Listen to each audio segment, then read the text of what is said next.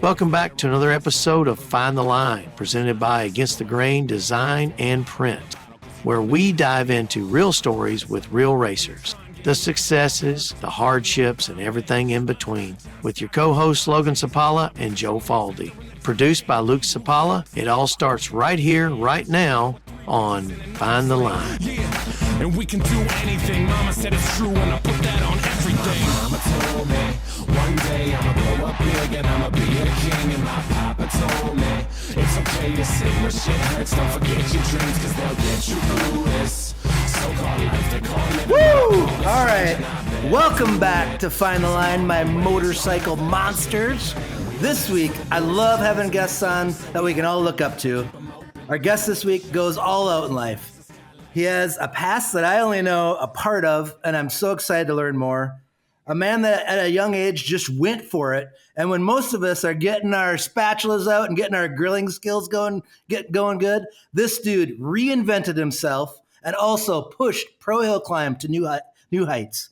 Ladies and gentlemen, snowboard lover, chopper fanatic, media mogul, an artist. Dude, what an artist. But most important, friend and badass dude. Ladies and gentlemen, Mr. Colby Marble. Colby, how's it going?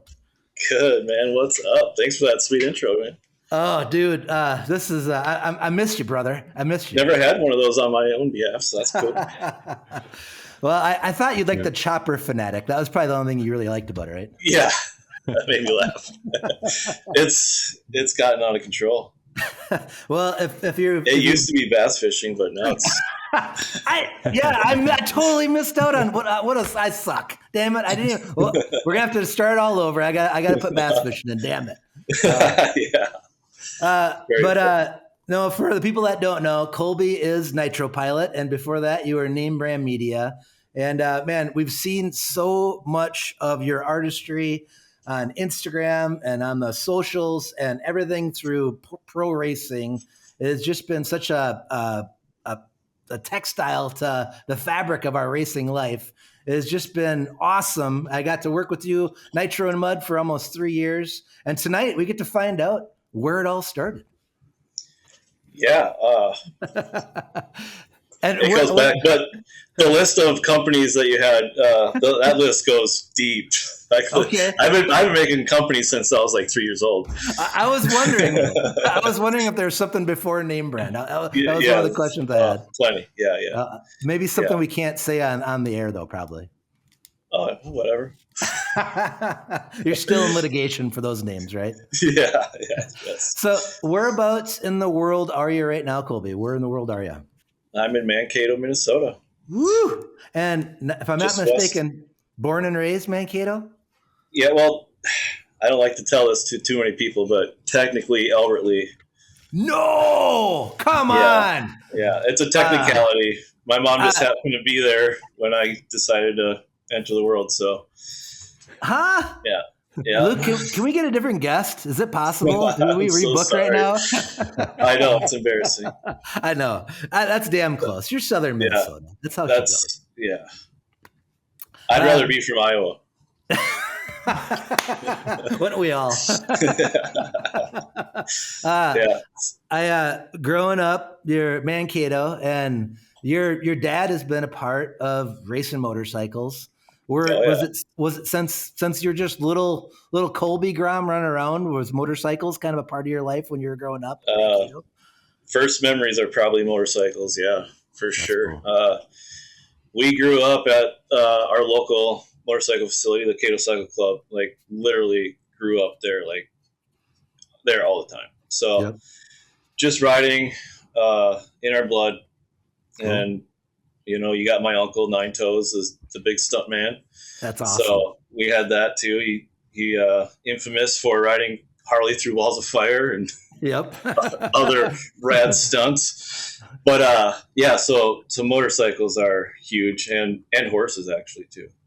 Okay, horses. It was 50-50. Choppers or cowboy. Yeah. Wow, man, you had both options. Yeah. Well, you got the mustache. You could have went either way, right? Yeah, I kind of played both sides.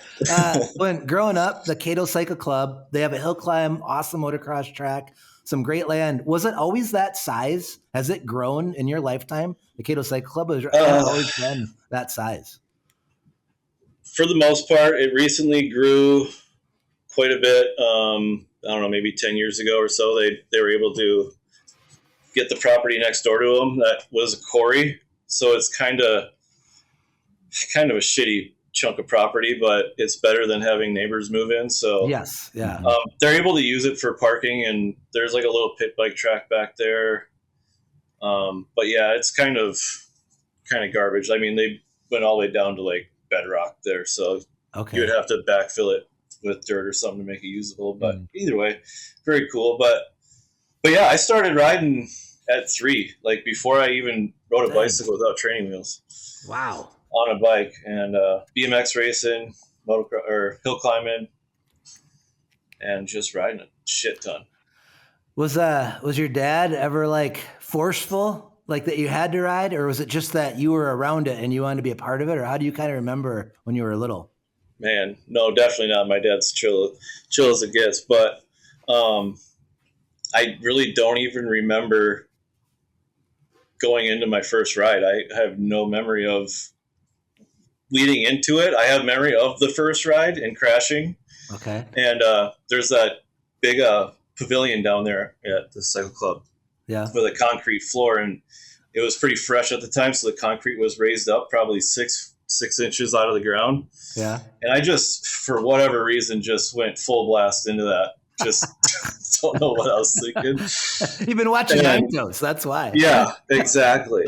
I thought I was going to get over that curb no problem, but I didn't. And I remember sliding and sparks flying and all sorts of stuff, and that was the end of my career. I was done.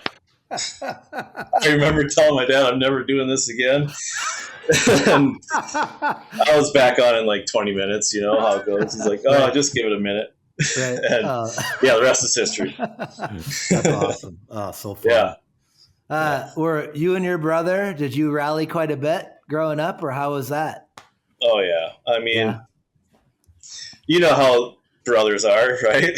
I mean, we're all brothers. So, I got to be the guinea pig for a lot of things, and definitely harassed a bit, but definitely I owe a lot of who I am to my brother. Just the way he pushed me as kids and stuff, and the shit he would do. I mean, that dude's like borderline fearless on a motorcycle or BMX bike. It's kind of freaky sometimes. Wow. But yeah, he's a big part of who I am for sure. Just because he would get into all the cool stuff before me, and then I'd follow his coattails, you know, because he's the coolest dude on the planet. So, oh yeah. So yeah, we hung out a lot and ended up being roommates in California. So, that's sick. Yeah, we're like brothers. We've talked about before, but what was it like when the Nationals came to Cato or Red Wing or Bay City when you were little, and the Amateur National Championships came to town and you guys could go? What was that like for you and your family? The one big one's pretty sore subject, but I do remember Nationals as a younger kid, but it was never really meant a whole lot to me just because I was so young and didn't really understand it. And we didn't travel a whole lot, so if they weren't at Red Wing or New Ulm or in Mankato, we didn't go. So right. Yep. They were far and few in between for me. And then one of the 3 seasons where I was being competitive, I just blew it so hard and ended up with a 4th at my one big nationals that I ever attended. And God, that was heartbreaking after being undefeated in district. And, you know, it's like, right. God, damn. Just choked. Yeah. What hill was that at? Was that a Red Wing or what? Mankato, my home turf. Okay. Just freaking brutal. And that was probably the best condition or best layout that hill's ever been to. Logan, you might have been a little young for that, but it was kind of a White Rose vibe for a little while with a big breaker at the bottom and then speed. Yeah, I don't think I would have been riding that one at that time yet, but maybe. Maybe I was just too little to remember. 97 or 8? 98. No, I wouldn't have been racing yet. I can't remember which year that was, but one of those two, I think. Mm-hmm. Yeah, sore subject. Did you? But yeah, did to you answer ever- your question though, nationals are the hype of the year, obviously. Oh yeah, absolutely. Yeah. Seeing all those people, and the cycle club did it big. Every time they did it, my dad was the promoter back then, and he get bands in there and make it a party. Right. It was fun back then for sure. The camping at Cato has always been a little off the hook. I mean, people get a little wild there. I mean, it was way too wild for us. I remember being a little out of sorts trying to camp there. Yeah, they're lucky it's private property. Have you I've ever seen some shit go down there? And they probably let Dean in there back in that time. They did, yeah. God, that'd be worse. I remember Dean as a young lad out there. Man, times have changed. I think it was Dean's van. One of my first memories of that like crew, it was either his van or someone else. And they had the back door and there was like a bike in there and there was just a stack of Shell's beer cases. Like must have been like 10 cases of beer stacked up next to it. And I didn't know what was going on. I was like, this is crazy. Probably Dean or Cheetah. That could have been Cheetah. Mm-hmm. Yeah. No, it could have been Cheetah. Yeah. Mankato, that hill, I've never got so loose at the top so many times. I don't know what it was about that hill, but I had so many come to Jesus moments going over that top of that hill where I thought I was never going to walk away from it and just last minute get out of it. It was insane. Yeah. I mean, hills used to be rough back then. Like they didn't put dozers on the hill very often back then. And it was like what you guys had at Freemansburg every time, you know, just gnar buckets. Well, I remember we did watch some VHSs recently and from like early 90s and stuff, and that hill was beat. Beat. There'd be like big cups up there, and it would just I don't know. Yeah. We had no suspension and no talent, and it was just bad. It was a bad combination. Yeah. Yep. We've seen a lot of carnage there. They used to be really fast. Well, I guess it is right now again. It's a highway now, but. You mentioned BMX, and that's something that in my life I never got involved. But in Mankato, when you're growing up, was there a scene there for that, or how did you kind of get your toe in that? It was huge. It was really huge. And again, I don't remember getting into it because I was so freaking young. I was always doing it. Right. There's a picture of me in the newspaper when I was 3 racing. Wow. I don't remember. I don't remember it at all. But right. Wow. My dad I've never seen him ride a bicycle in my entire life. I have no idea how we got into BMX racing, but so glad we did. It was awesome. And yeah, the Mankato scene was pretty big. It would draw in people from Iowa and New Ulm and all sorts of people. It was pretty sick. And that was like the skate park before we had a skate park because it was open to the public all the time. And we would just go there and hit kickers on our BMX bikes all day. So was it like they have like a dirt jump track, or was it like a racetrack? Because I know like now they've got a pretty big like racetrack community too down there, don't they? Or this was a track. No freestyle jumps or anything. Just speed track. Yep.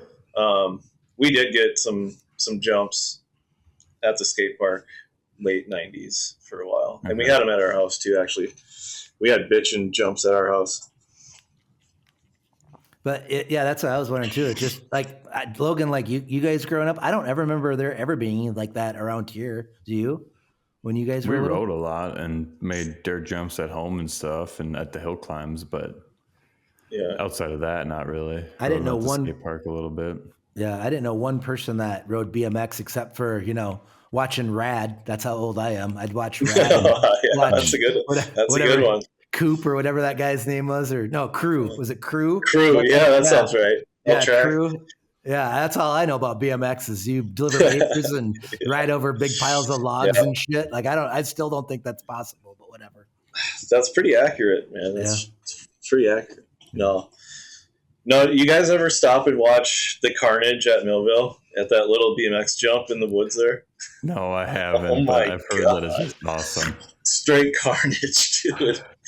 That's where all the Weekend Warrior BMX kids come out and think they're gonna show off to the ladies standing around there. I've seen some serious serious shit go down there. That's right next to Exner's camper every year. And every year, like you said, it's just mayhem. Like we saw one year, like 2 or 3 kids laid down, like shoulder to shoulder on the ground, like trying to jump bodies. And the last kid just perfectly got nut or sack tapped by the back tire. And it's like that every single year. Something ridiculous happens. Dude. Colby, were you ever around when there was like a jump on the return trail at Red Wing that all the kids used to ride bikes on? It was basically just a pile of dirt at the bottom. Yeah, probably. I remember there was usually something. I would always find something to jump. Yeah. So there was one year when, I don't remember, I was like probably 12. So Nathan was maybe like 10 or something. But there was a pretty big jump, and Luke Parmenter got a video of him hitting this jump, and he landed in the gravel and just completely belly flop, sliding on his face through the parking lot. I can picture it clearly. It was the best video ever, but I don't know where it ended or where it is or how we find it again. But I know Luke Parmenter's got it somewhere. It was like on his Vimeo site a long time ago, but it was the funniest thing I ever. would like to see that. Complete belly flop in the gravel. Yep. I think we've all kind of been there. Yeah. I love those videos where it's like, that's why I got back problems, later in life. Yeah. It's shit like that, right? Yeah. Speaking of Cato Cycle Club and BMX, that was where I got my first gnarly injury. Yeah. I don't even remember what the hell I was doing, but I was just riding my pedal bike and like tipped over in the parking lot, and something sliced my knee open, like right under my kneecap. And there was like a flap of skin hanging down and like just blood down my whole leg. And I was like freaking out. And some big Harley dude just picked me up and carried me to the ambulance. That's awesome. It was nuts. I had to get like 17 stitches, missed my second ride. All of it is like, holy crap. Stupid. Disaster. Wow. Yeah. Crazy. Yeah. That's wild. I think we've all had a little sketchy moments growing up. That's the best part about being at the race, getting a little sketchy when you're not riding, right? That's what it's all about. Yeah. Exactly. How long did you go hill climbing, Colby? What was your career? Was it through high school that you were hill climbing, or how long? Yeah, did you go? just through high school, and honestly, my brother moved away in probably 99, 2000, whenever he graduated, and we kind of took a step back a little bit from really taking it seriously.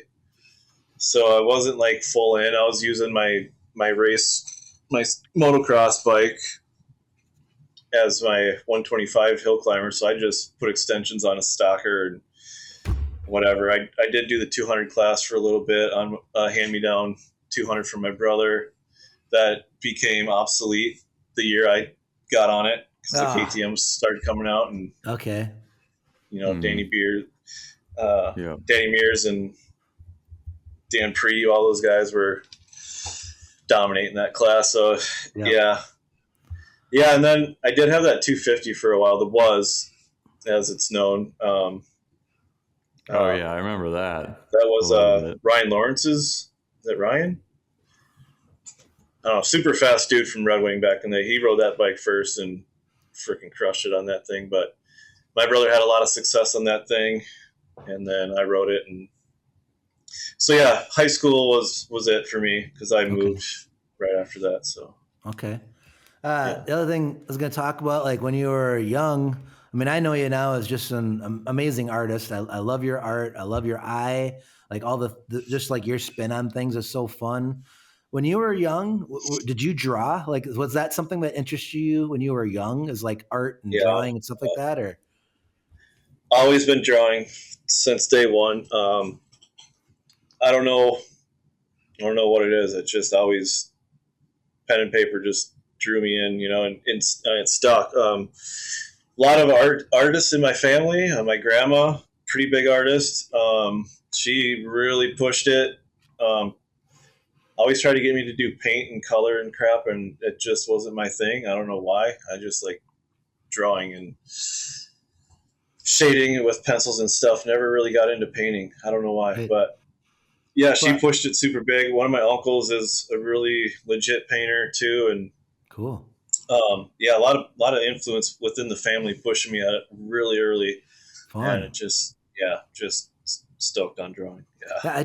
I've never met an artist that's like, just, picked it up in my 30s. It feels like art is something where it's like you're just born with this your perception of reality is different than the rest of us, and you're able to put it into a form, whether it's paint, drawing, photography, whatever, where we get emotion and feeling out of it. And it's like I get that from your art, and I wondered if it was something like that where it just started young and you've been working on it your whole life. And it's kind of cool. I love that your family has encouraged it. I mean, that's so damn cool. I was just watching a show the other day. Who was it? And they were just talking about, his dad just like, I don't care what you do, I'm just going to support you. And it's just like the things when at a young age, when you can get support from, because you don't know a damn thing when you're a kid, right? And when you can just get somebody to give you those little nudges, like it just builds and builds and builds. So hats off to your family members that encourage that. That's so cool. And they got to be proud of you to still be using that muscle. That's pretty sick. Oh yeah. My grandma, she's, mid 80s and still calls and asks me weekly if I still draw. She's kind of losing her memory a bit, but she asks me every time we talk if I've drawn anything, or like she keeps up, like she makes sure I'm doing something, it's like, yeah. And I tell her like it's my job now as a tattoo artist, but she still doesn't accept that as art. She's like, I know, but are you like doing art though? Like, I'm like drawing. I'm like, yeah, every day. She just doesn't want to accept it, so that's fine. Totally cool, but yeah, my parents would have accepted me doing anything. They're super awesome like that, and It just so happened that they got us into cool shit that lasted and stuck. So right. Oh, that's killer. Lucked out. Yeah. You talked about your brother left, and what drew him, or what pulled him out of the nest and got him going west? Well, as I said earlier, he's fearless on a dirt bike, and he was getting pretty freaking good at freestyle. Okay. Just in high school, even like we both got 125s around the same time, and he was hitting shit that was just like mind-boggling to me. Right. And he moved out there to kind of pursue freestyle motocross. I mean, we grew up on Crusty Demons of Dirt, all that, like the first generation freestyle motocross videos, and right. That's what we were into. And he went out there with a buddy, and he landed like right in the epicenter of freestyle motocross, and like the Temecula, Hemet area. Okay. And like I mentioned before, he lived with your buddy Justin Hoyer out there. Awesome. No, so he got in the green room. Yeah, so he got in with a good crowd right off the bat and showed him the ropes and stuff. And he would call me all the time with like updates of like who he's hanging out with, and like this is like disposable camera days, so he'd like mail back a envelope with developed film photos of jumps, and stuff. And the first package I got from him, I like my jaw hit the floor. I was like, "What? You're doing that now? Like you've only been out there for like a month, and you're already hitting huge ramp jumps, doing like heart attacks and shit." I'm like, "What the wow?" fuck? So yeah, he was like pretty legit. He was getting hooked up, getting sponsored, and I really don't know. Like he did have a really bad crash before I moved out there. He overshot a jump. This guy named Billy Balls or something. He was a famous freestyle guy back then. He was riding out at his place and overshot a jump, did like the Seth Enslow deal and smacked his head on the crossbar, and had like some serious brain shit going on. They had to airlift him out of there, and it was pretty scary, pretty weird. Wow. So that's some pretty serious shit, and he never really went back to it after that. Like his heart, I think. Okay. Yep. So, but that's what drew him out there, and I already had it in my head, like I'm following him out there, and he's super chill like that. He's like, "Yeah, dude, get out here as soon as you can." Yeah. And literally 2 weeks after graduation party, I'm out. I'm gone. I got to imagine when you're looking through those pictures, you're like, got a calendar with like X's on it going down to like it's like waiting for Christmas. Yeah, exactly. Yeah. Like I see my future. I know what it is, but you were so casual and talking about him chasing freestyle. But in that time, there wasn't freestyle. Like they were inventing freestyle. Like it wasn't. Yeah, it was still. It wasn't. There wasn't such a thing as a freestyle athlete back then. It was just crazy MFers is what they were. Yeah, I mean, it was just getting there. I mean, you had X Games going on, and you had your Meta Militia, and the Krusty videos had been out for probably 5 years or so before that. So, I mean, it wasn't like a global thing like it is now. Obviously, It was still, like you said, in its infancy, still being invented and created. I mean, this is baggy pants days. Right. LBZ over the boot gear. Yeah, like who would have thought that would have went out of style? Is this like the days when Josh Hansen bought a Ferrari? This is like, that's where the money was. Is like those guys were getting huge money. Right? Oh my God, maybe not so much in freestyle, but motocross. Those were the days for supercross and motocross. That's when those guys were balling out of control. And I think that's what's even make it so amazing is when you had people like Travis Pastrana that were trying, even Deegan trying to make it in Supercross. That was the end of the rainbow money. That's what they knew. If they could get to that top level, there was ginormous paydays, but they were just such innovators that a lot of these people chose the path that wasn't guaranteed and was absolutely insane. I mean, the shit they were doing, people didn't understand if they could do it or not. I mean, it was literally, they were doing first every week. It was wild. So here, your brother's sending you back. Basically, Evel Knievel's sending you a postcard every week is what's going on. Right? Yeah. Pretty much. I mean, your parents are probably like, we know what you're going to do. That's fine, right? Yeah. At that point, the whole thought of college had completely escaped my mind. That's not happening. Right. I just didn't have anything in mind for college anyways. And I just always had in my head, I was going to be a professional athlete. There was just no question about it. And I'm going to figure it out. Like I always, from a young age, I wanted to beat the system.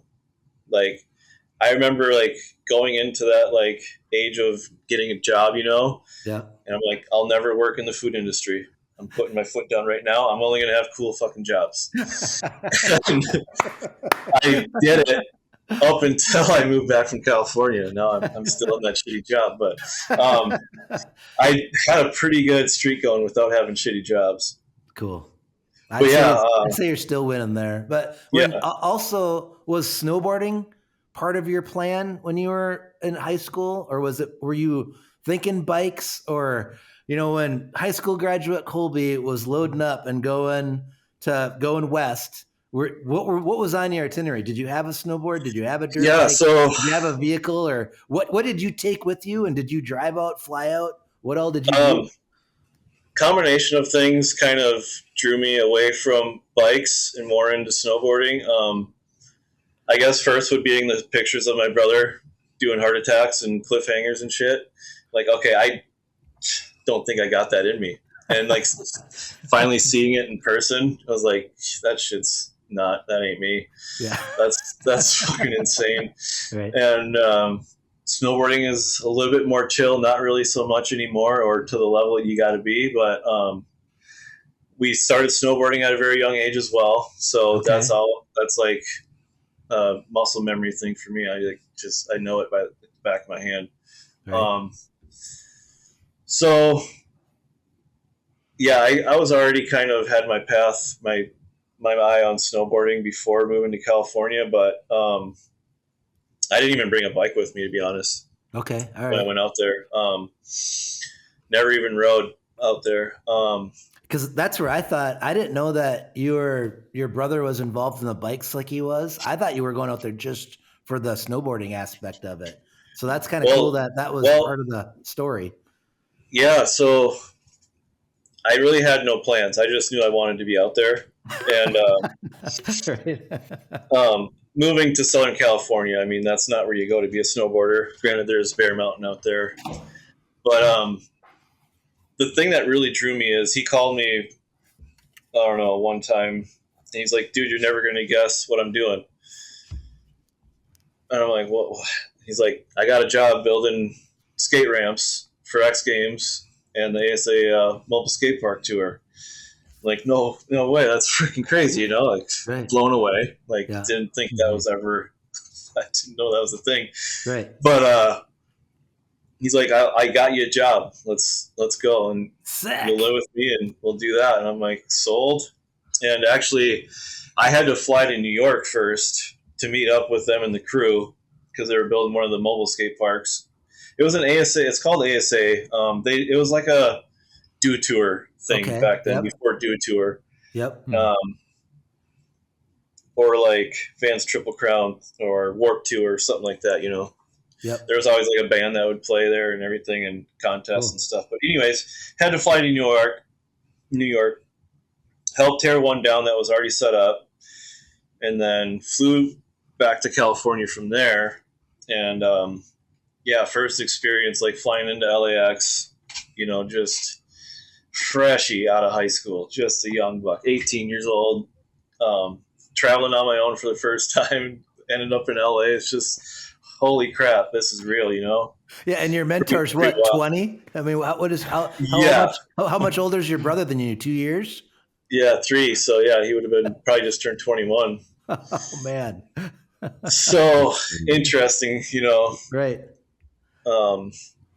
Being a kid that can't go out to the bars or anything and party with everybody. So I was definitely on my own a lot. Just rummaging around Hemet, California, which is not a good city for a white boy from Mankato, Minnesota, just be chilling, like pretty sketchy. Seen a lot of weird shit go down there. And actually that is the headquarters of the Scientology. Whatever. Oh, serious? Yeah, a lot of weirdos. A lot of weirdos in Hemet. Oh man, I bet. Yeah, pretty wild. But a lot of big names live there, and or right near there in Temecula. Okay. You'd always see like moto heads. Well, shit, I think that's where like Axel Hodges lives there. I think Temecula. I mean, it's so weird being somewhere where you just will randomly see Brian Deegan somewhere, or right. You name it, like Mike Metzger or something. It's like, what the hell? It's just weird. That would be weird. You'd see these people. And X Games was the big ticket getting me out there, and did that, I think, 2 summers. Okay. So a lot of wildness. Was your brother working for another company, or were they contracting to him to perform these build ramps and all that stuff? So, we worked for VPI, Vertical Production Industries, and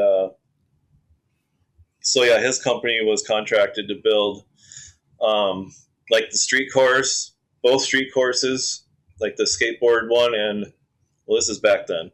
There was an actual street course for skateboarding back then, where it was mimicked what you'd find in the city, kind of. Yep. And then the big park where all the gnarly shit goes down. And then we did the original mega ramp. Oh, no way. Yep. Wow. Yeah. So before I moved out there, my brother actually helped build the original one that's in the DC video that Danny Way hit for the first time ever.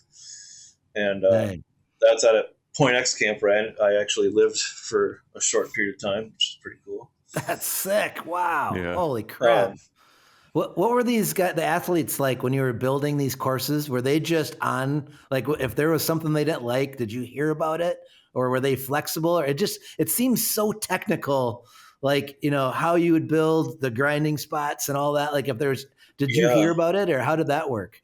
Honestly, I think our company is given the blueprints, and we just build it to whoever come up with their standards, I don't know that our boss actually drew this stuff up. I can't imagine that. He didn't seem like he was that intelligent, but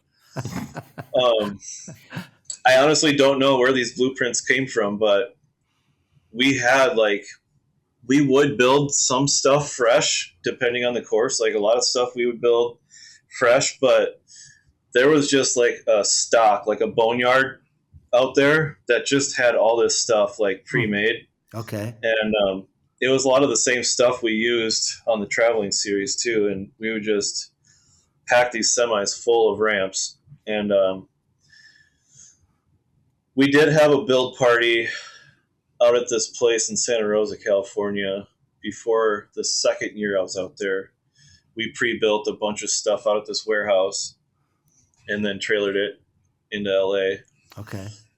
But yeah, just stacking semi-trailers full of ramps and bring them in and forklifting them off, setting up tons and tons of scaffolding. Luckily, we didn't do the mega ramp. That had to be hired out by like a professional team because that's like building a skyscraper on scaffolding. Freaking sketchy. Yeah. Oh, balls. But yeah, pretty wild process seeing all that. It's a lot of like Legos, basically, just fitting stuff together and then filling in the gaps with, other ideas and stuff. But well, that, and they didn't have 30, 40 years to perfect it. I mean, you had 10 years of this going on or whatever. You're probably still getting inventive about the different things that people were hitting. And obviously you were there for the first ever mega ramp. I mean, that's a fixture now in every, X game. So it's like, how cool is that? Yeah. Yeah. It's wild to see it all come together and like be part of it. Just after watching on TV for my whole childhood, it's just like, I'm the one building it here. And it was pretty cool. The second year I had a disposable camera and was taking pictures of the process and stuff. And there was a picture in a magazine. It was like the exact same angle of a picture I took with the park, like raw, like just the skeleton of it. And I was able to like match them up side by side. And just like, you could see like the final product, like published like professionally in a magazine with my like shitty disposable camera view. It's pretty rad. But that's cool. As far as riders, there'd be a couple that would come like kind of practice as we're buttoning it up, Yeah. But we would never hear any, like, it is what it is. It ain't going to change. Like, there's a few people important enough that probably could have got changes made, like Dave Mira and Tony Hawk and stuff, but it was never like that. I mean, ramps are ramps to them. They just come out and hit it, Right. And listening to these stories in my cartoon bubble, I don't know about you, Luke, but in my mind, I just got little Grom Colby looking just like Joe Dirt in my mind, running around. big mullet, wife beater, I mean, that's what I'm just picturing little Colby with flexing, looking at all the hotties, talking about his Hemi, Early on, yeah, like early 90s, I had a pretty bitchin' mullet. Yeah, I bet. Okay, good. I figured you did it right. And there are pictures because, like I said, 50-50 cowboy, and there's some cowboy pictures out there with mullets, and they're pretty epic. So when you're talking your snowboard life, like you're here, was it Mount Cato? Is that kind of where you snowboarded around home here? Yeah, that's where it all started. What was actually in my backyard. Okay, first, backyard. But did they have anything at Mount Cato when you were here for any kind of park features or anything like that? Or what were you doing here before you went west? Let's see. I started out there in probably 94, and I don't think we got like a sanctioned jump until like 98 or something like that. Right. So it took a while. And anytime like a cool kicker would develop naturally on the hill, the manager would come up there, stomp it out with a shovel and or whatever, and tell you, piss off, and don't build jumps and whatever, no fun out here, And we had a no inverted rule for a long time. Like that lasted forever too. Like no backflips allowed on the mountain. And actually, I think maybe 2 years before I got into it was the first year snowboards were even allowed. That's on the resort. Because that's what I was going to say. I'm quite a bit older than you. And I remember I was skiing and stuff when I was little, and like Trollhagen did not allow snowboards for years. Yeah. And then finally they built a half pipe and they allowed snowboards, and I think it was only certain days that you could go there, and everybody just shitbagged on the snowboarders, just hated them. Yeah. And I was like, I swear that built even more lore, you know, for the, because it was all the old people hating on the snowboard people, and almost like skateboarding in a way, you know. And I remember going out and trying to hit the half pipe on my skis, and then the snowboarders were like running me off because the skiers weren't allowed on the half pipe, but I didn't own a snowboard and I wanted to hit it. So like I was getting in trouble with the snowboarders for trying to hit the half pipe, and then it was chaos. Like when you're talking 90s and that stuff, it was chaos. Absolutely. And that, like you said, huge draw for us as kids, just being, you know, I mean, the outsiders, the rebels. Yep. Obviously, we're going to snowboard. And again, seeing it, like glimpses of it in the Krusty videos back in the day and stuff, that's kind of probably what introduced us to it in the first place. Yeah, I don't know. Like, I really just gravitated towards that. I just picked it up so naturally for some reason and got pretty good pretty quick. And so, yeah, finally got real jumps out there. Late 90s. Okay. And it really started to take off there, and snowboard videos started to get pretty insane at that time too. So starting to mimic that stuff and do more snowboarding in the streets than actually at the resort, because we just weren't always welcome there and whatever. Right. Handrails were starting to become a thing. So it's just one of those things that it's like, maybe it comes down to like drawing in a way. It's more like an artistic expression than motocross. And maybe that's why it was more up my alley or something. I don't know. Like, it's hard to say though, because I mean, you got Logan who paints Hillclimb hills with a Buell. Same thing, but no, it's like, different though in that. I mean, I feel like style comes into such a part of snowboarding and that's a huge part of it. It's a lot of it, you know, and that especially like there was just new tricks, new grabs, everything that was coming up at this point in your life. Like it had to just be like you wanted to try everything you could because they were just inventing. I mean, what a fun fun thing to be a part of, you know, for that time. And that's what I was going to ask you is like, before you, because had you ever been snowboarding like in the mountains before you moved out?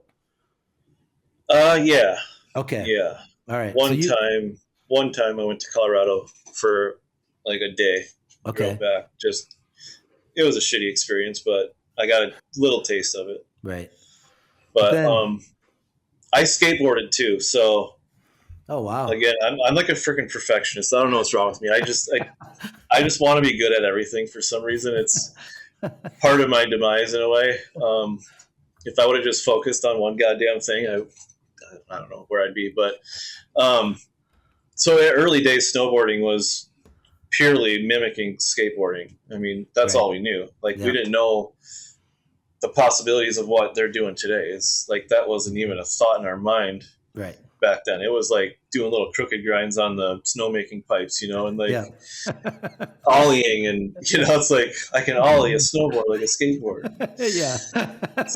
Shit like that. It was never like really serious, and then you know, things started to get serious. Yeah, most definitely. Really quick, in the early 2000s, you know, the whole action sports scene in general just freaking blew up, and my brother and I were like in the thick of it. Wow.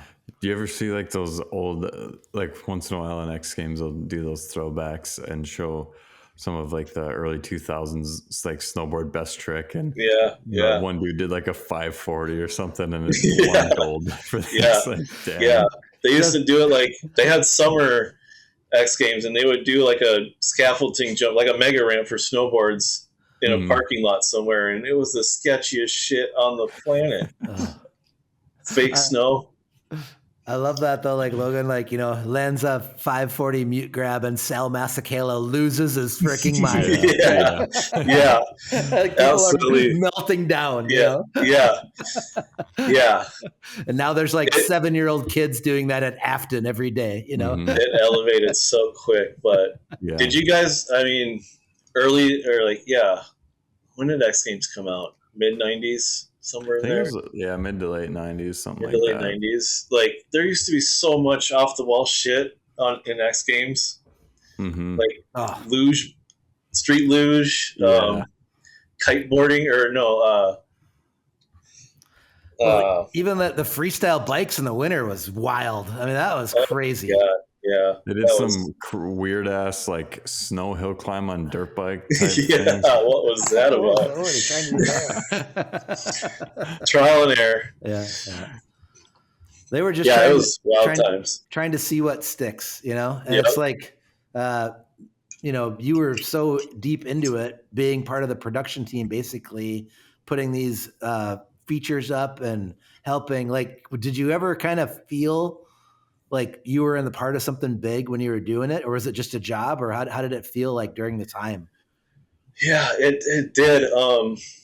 And being a pretty good BMXer at the time too, it was pretty sick because I get to ride the courses, and obviously a lot bigger than our like local skate park stuff. So I had to really nut up to like experience the park the way it should be ridden and stuff, and it really elevated my riding too. And like I said, you know, you get some pros in there every once in a while that would come just tease the park a little bit, and I'd get to ride with some pretty big names just out of the blue, and couldn't believe it. Right. Couldn't believe that was like reality. Just like that. You know, I would have rather been on the other end competing in it, but building it too. And, you know, I always had that in the back of my mind, you know, stepping stones, I'm getting into the mix and whatever. But, pretty eye-opening experience just being in the middle of all that. It's like the early times, I guess. Right. Yeah. Wow. How was and just like running into people you see on TV and you like got to take a second take, like that can't be him standing 10 feet away from me. Like, that's weird. I don't know. It's just like, I never fan out or anything. I'm just not like that. I refuse to ask somebody for an autograph unless it's like a hill climber. but no, I know what you're saying. That first year that I went to Aspen too, and we go into the athlete lounges, like we sit down to like eat lunch or something, and it's just Brian Deegan and Ryan Villapoto sitting 5 feet away from you. It's like, this is crazy. Yeah. It's surreal. And we had the all access passes for being employees, and we could literally just go wherever we wanted during the games. And we get to use the hospitality tent like you guys probably did with all the athletes and stuff, and have lunch and dinner with everybody. And you just see everybody all at once, and it's just crazy. And there was one time we were like really testing our limits to see like how far we could take these things, you know, and sometimes even I'd get mistaken as an athlete because I just looked the part and I got the fucking lanyard on and stuff, and I get pulled aside to sign autographs sometimes, and I'm like, you don't even know who I am. It was pretty fun. That's never great. Forget it. I was actually pretty bashful about it the first time because I was riding the park, and some kids came up on the fence line and were like, hey, can we get your autograph? And I'm like, oh, I'm nobody, you know, or whatever. My brother's like, don't be a fucking dick. So I'm like, all right, I'll do it.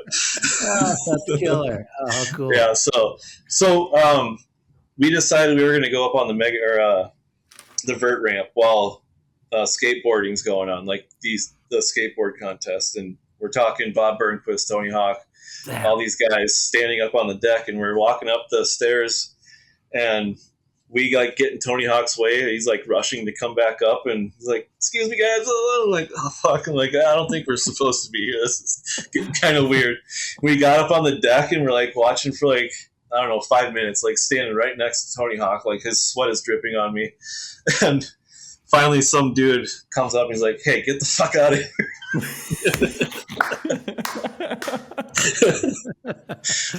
So like, all right, well, that's the limit then. Yeah. Can't stand on the deck of the vert ramp. So You didn't know till you went there and found out, right? yeah. I would love to go back. I never even tried to look, but it'd be funny to go back and watch the recording of that contest and see if we're in the background getting kicked out, looking like a couple of idiots from Minnesota. That's great. It'd be great to just see them zoom up on Tony as he's like ready to get his next run, and you're just standing next to him. Yeah. As hell. I thought it was pretty funny. But back to my brother too. He got in pretty good with the Meta Militia dudes, and specifically Brian Deegan. Wow. They hung out, and my brother actually transported his bikes a few times to X Games for him, to Aspen and stuff. And you would see my brother on TV every once in a while. He'd be standing right next to Brian, like giving him his goggles and stuff before his runs. Cool. Yeah, pretty freaking crazy. Like he was really in the mix, and such a bummer. He had to kind of turn away from it, but right.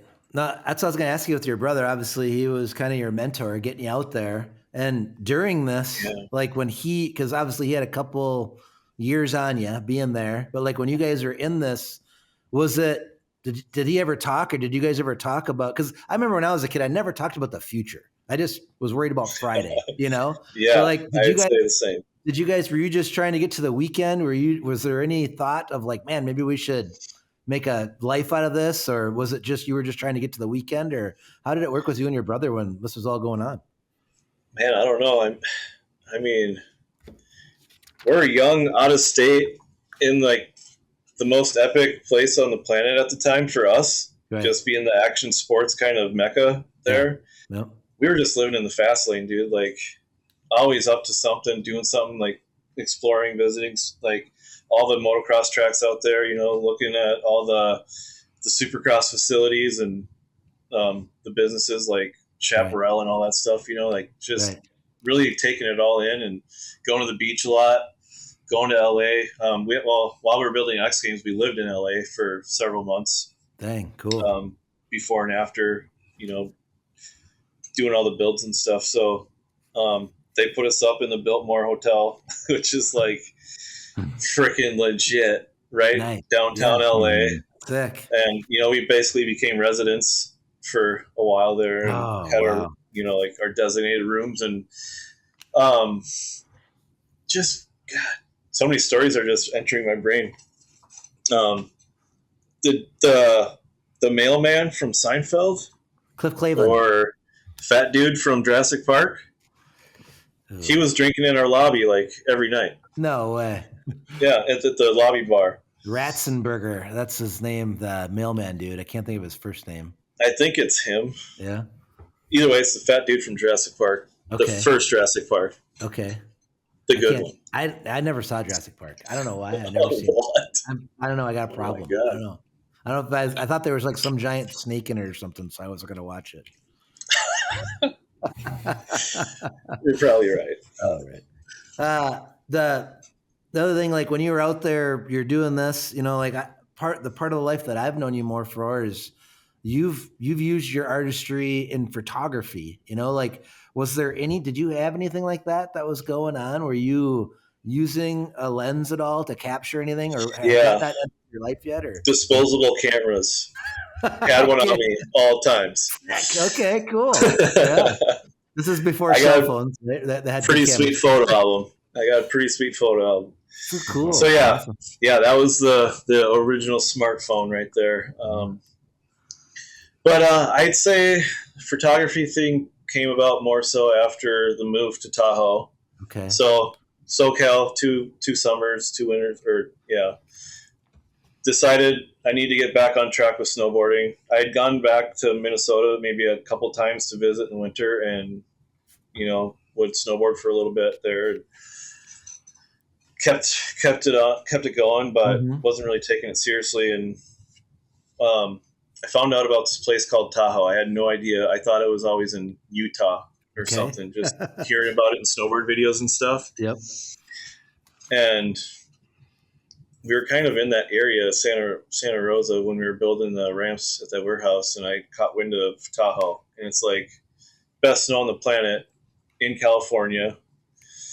I'm like, I think we need to go there. And so it's cowboys and frickin' thugs. I mean, that's perfect. Like, you got both personas right there. You can be both people, right? Yep, perfect. Yeah. I was thugging, dude. But no, I recruited a couple homies, a couple of my snowboard buddies, my bros from childhood. We got them. We all moved to Tahoe together. Got a little freaking condo and just struggled hardcore. Just snowboard bums out there working, for pennies at the ski resort.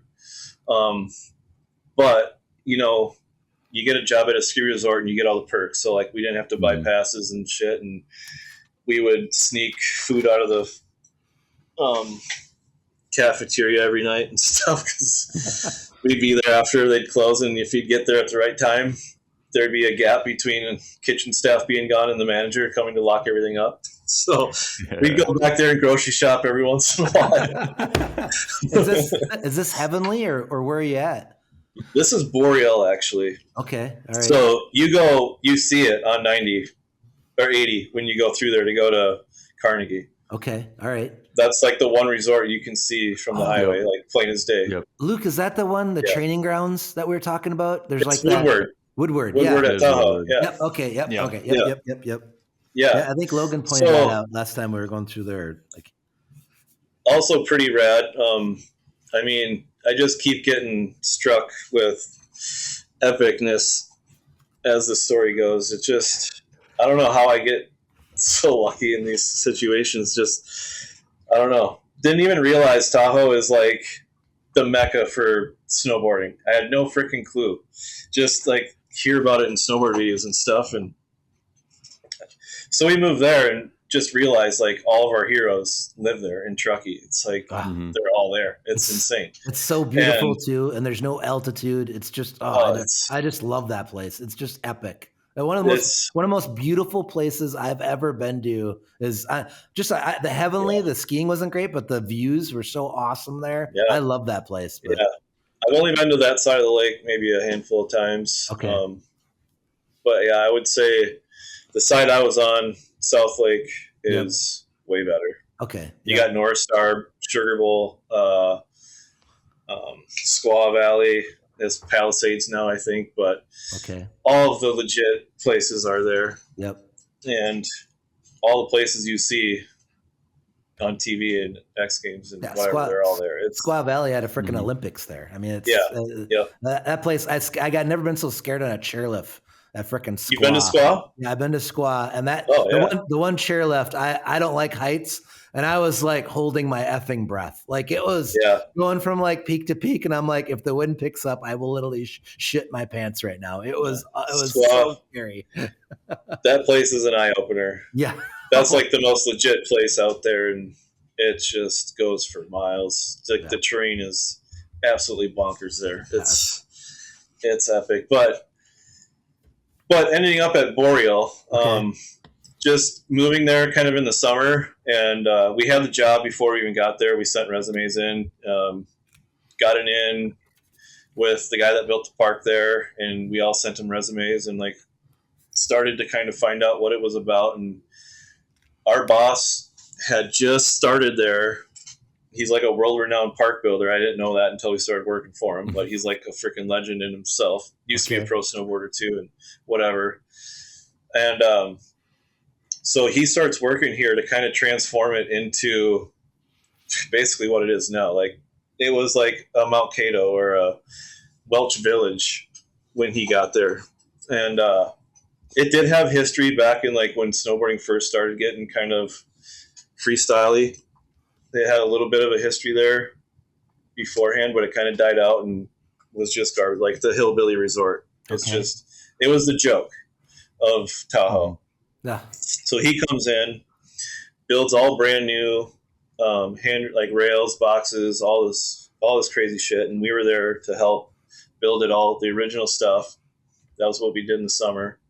And we filled that parking lot completely full of features. And I was like, holy crap, like we landed in heaven, dude. This is gonna be sick. Right. And the plan is to be the first ever all mountain terrain park. Like the whole resort, every trail will have something on it. Cool. And I'm like, wow. no way, this is insane. A visionary. This is really happening. That's a vision. Yeah, and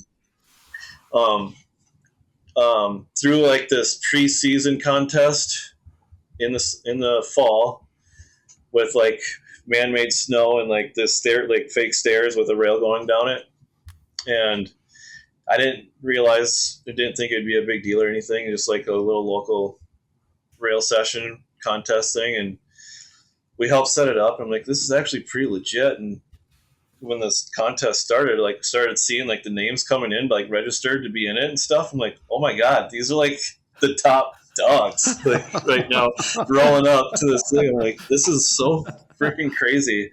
And literally within like 2 weeks, like homies with all my like heroes I looked up to growing up and stuff. It's just like happened like that, and just super cool. Build it, they will come, I guess, huh?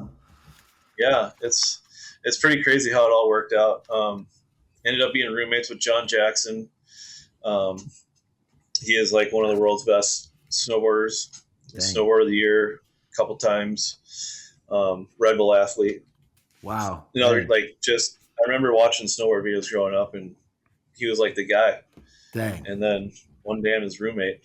This is crazy, dude. Wow. It's just so wild. And just like every house party you go to, because it's such a small community, like they're all at these house parties and stuff. It's just freaking crazy. Wow. Man. So yeah, I got thrown right into the mix there.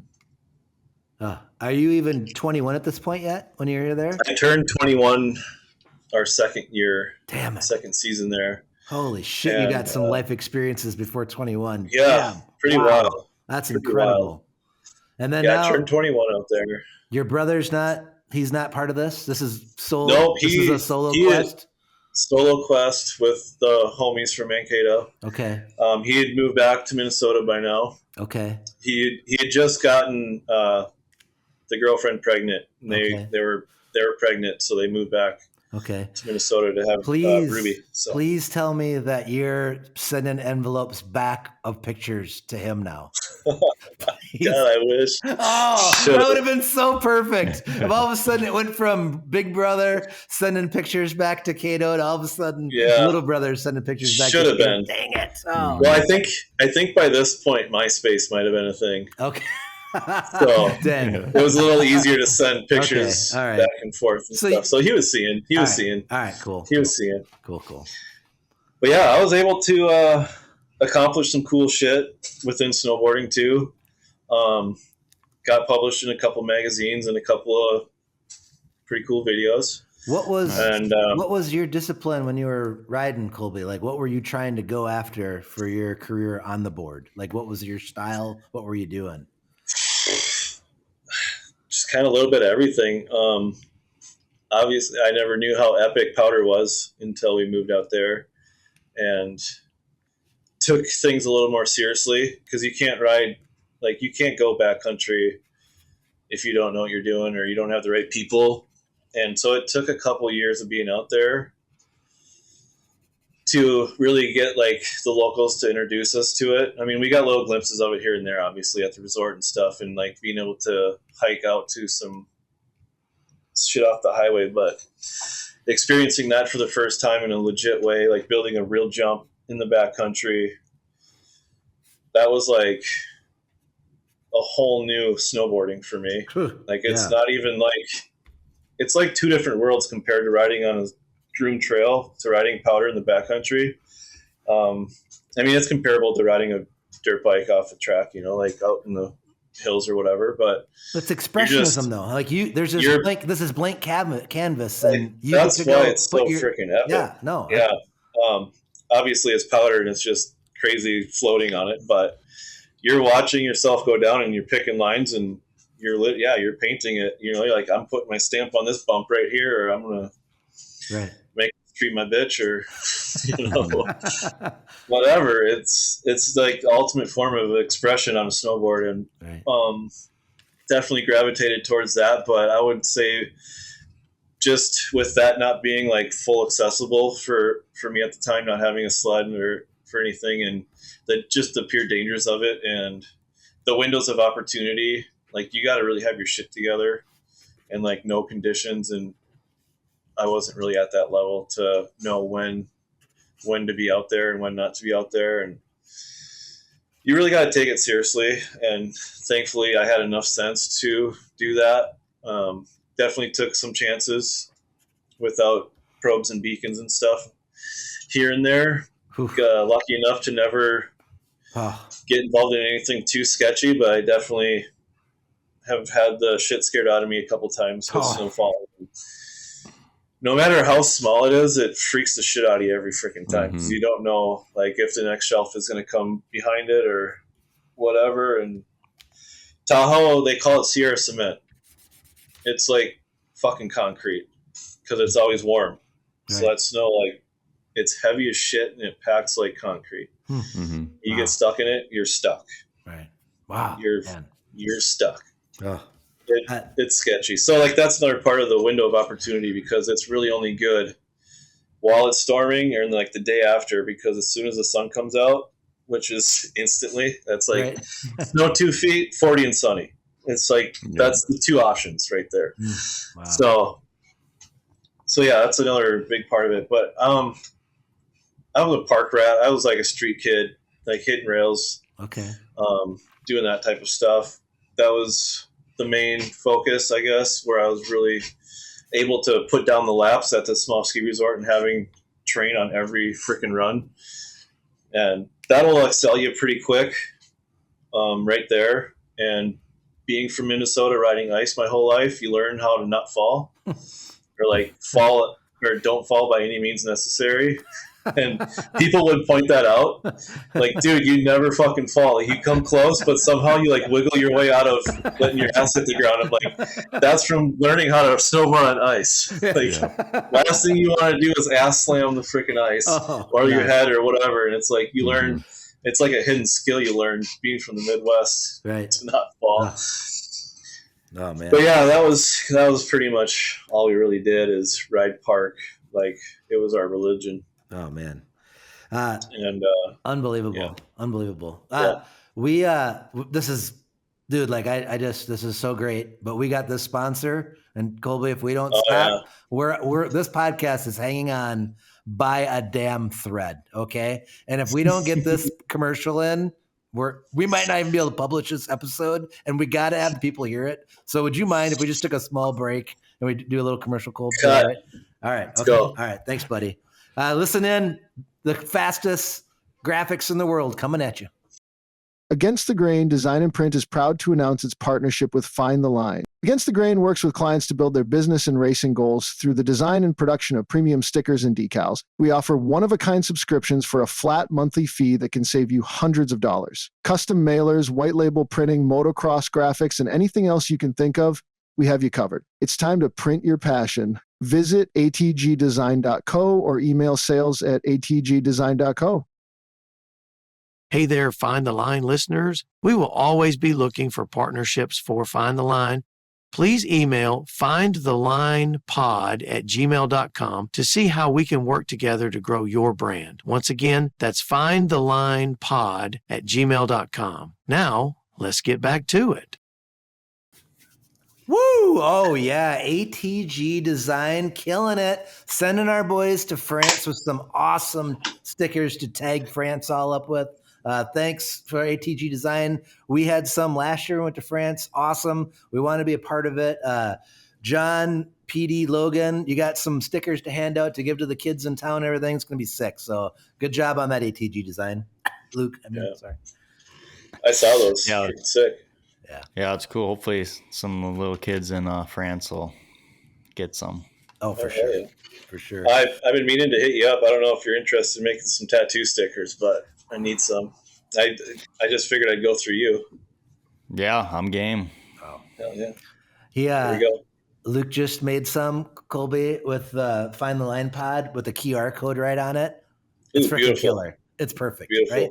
So they could go right in and click on that and then go right to your art. That'd be freaking sick, wouldn't it? I'm going to be signing up for that. Before we get too off track, so kind of going back to our unbelievable story. I mean, dude, like we're in Truckee. You're 21. You've already lived a lifetime of experiences to this point. And now it sounds like kind of a little bit of a groundbreaking builder comes on site at Woodward or Boreal, or I can't remember exactly what you had named it. Boreal.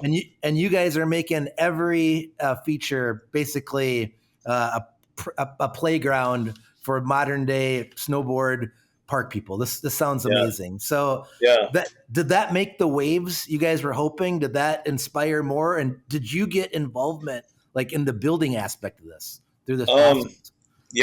So that was my job from the beginning, working at the resort. Like I was saying, we were building rails in the parking lot and stuff. And then my job was park crew. My other buddies chose some different paths, but again, being an artist, I always gravitated towards building jumps and making them look proper and the right amount of pop, and really, really meticulous with building lifts. Like I always built the best lifts, like between dirt jumps, motocross jumps, whatever, on point. But just from building jumps in my backyard and stuff, I kind of had the niche. I built some like pretty like artistic features in my backyard for our snowboard videos back in the day, just to make them look cool, and different.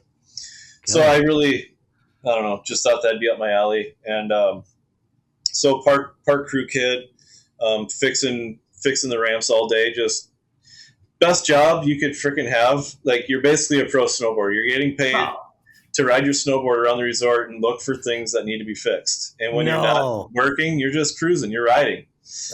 And like resorts around here, if you work there, they give you some corny ass fucking like spider outfit to wear with their name on the back, like just the dorkiest shit. But out here, like our park was sponsored by Planet Earth Outerwear, which used to be a really big snowboard company, like electric goggles, grenade gloves, and 32 boots. So like we got decked out in like all the gear I was already wearing outside of work. No, I bet you Colby was wearing a red singlet on skis fixing it. I've skied one time actually before I started snowboarding. One time. When you were talking about your buddies going another direction, was that to chase more tail? Is that what their direction was? Yeah. Was it something involving meeting women? That's the first thing I thought was like, they just wanted to like hold the chairs for like the buddy slope or whatever to meet chicks. No. Was Jason? One buddy worked. Jason was not. We didn't even touch on Jason. Yeah, no, we forgot about that. No, he was the roommate in Hemet. Okay, all right, okay. And he was on the park crew with us too, and building ramps and stuff that whole time. Super rad. Jason and I had some epic freaking times together out there. My brother, for some reason, Jason didn't get invited, and I might have passed up. Maybe I didn't get invited either. They only took a small crew, but they did the Great Wall jump with Danny Way. They built a mega ramp over the Great Wall, and then. My brother got to go help build that. And sorry, we're totally backtracking here, but that's another big, I forget all these crazy stories. Unbelievable. He also did the Bangkok X Games one year. So he would be gone every once in a while out of the country doing this shit. And because he was tighter with the boss than we were, I guess, because he was there from the beginning. But and there's no way you guys could have got a passport. You never would have figured that out. You and Jason. That's right. No way. You were going to be able to provide the great credentials to do that at GSNL. Yeah. So yeah, Jason and I would be left to ourselves, and we're a couple of idiots just out exploring, doing fun shit. But yeah, a lot of good times with Jason. I remember one time we were working on the original mega ramp at Point X Camp, and we were adding a grind box across the gap because Danny Way was going to do the first ever grind over the mega ramp. And they were going to re-edit the DC video just to get this clip in that video because it had already premiered. So we're out there building this box, and Andy McDonald comes out of nowhere to come practice on the ramp. I don't know if you guys know who that is, but yep. he is a bigger dork in person than he is on TV. Like, cool dude, super nice, but he's a freaking dork. Just like a total skate nerd. And we were kind of in the process of putting the box up there, so he couldn't skate at the moment. So he's like trying to help us. And I figured for a guy that's been skateboarding that long, like he'd know how to like run power tools and like work on ramps, but he was just getting in the way. And I think Jason finally had to tell him like, hey, we got it.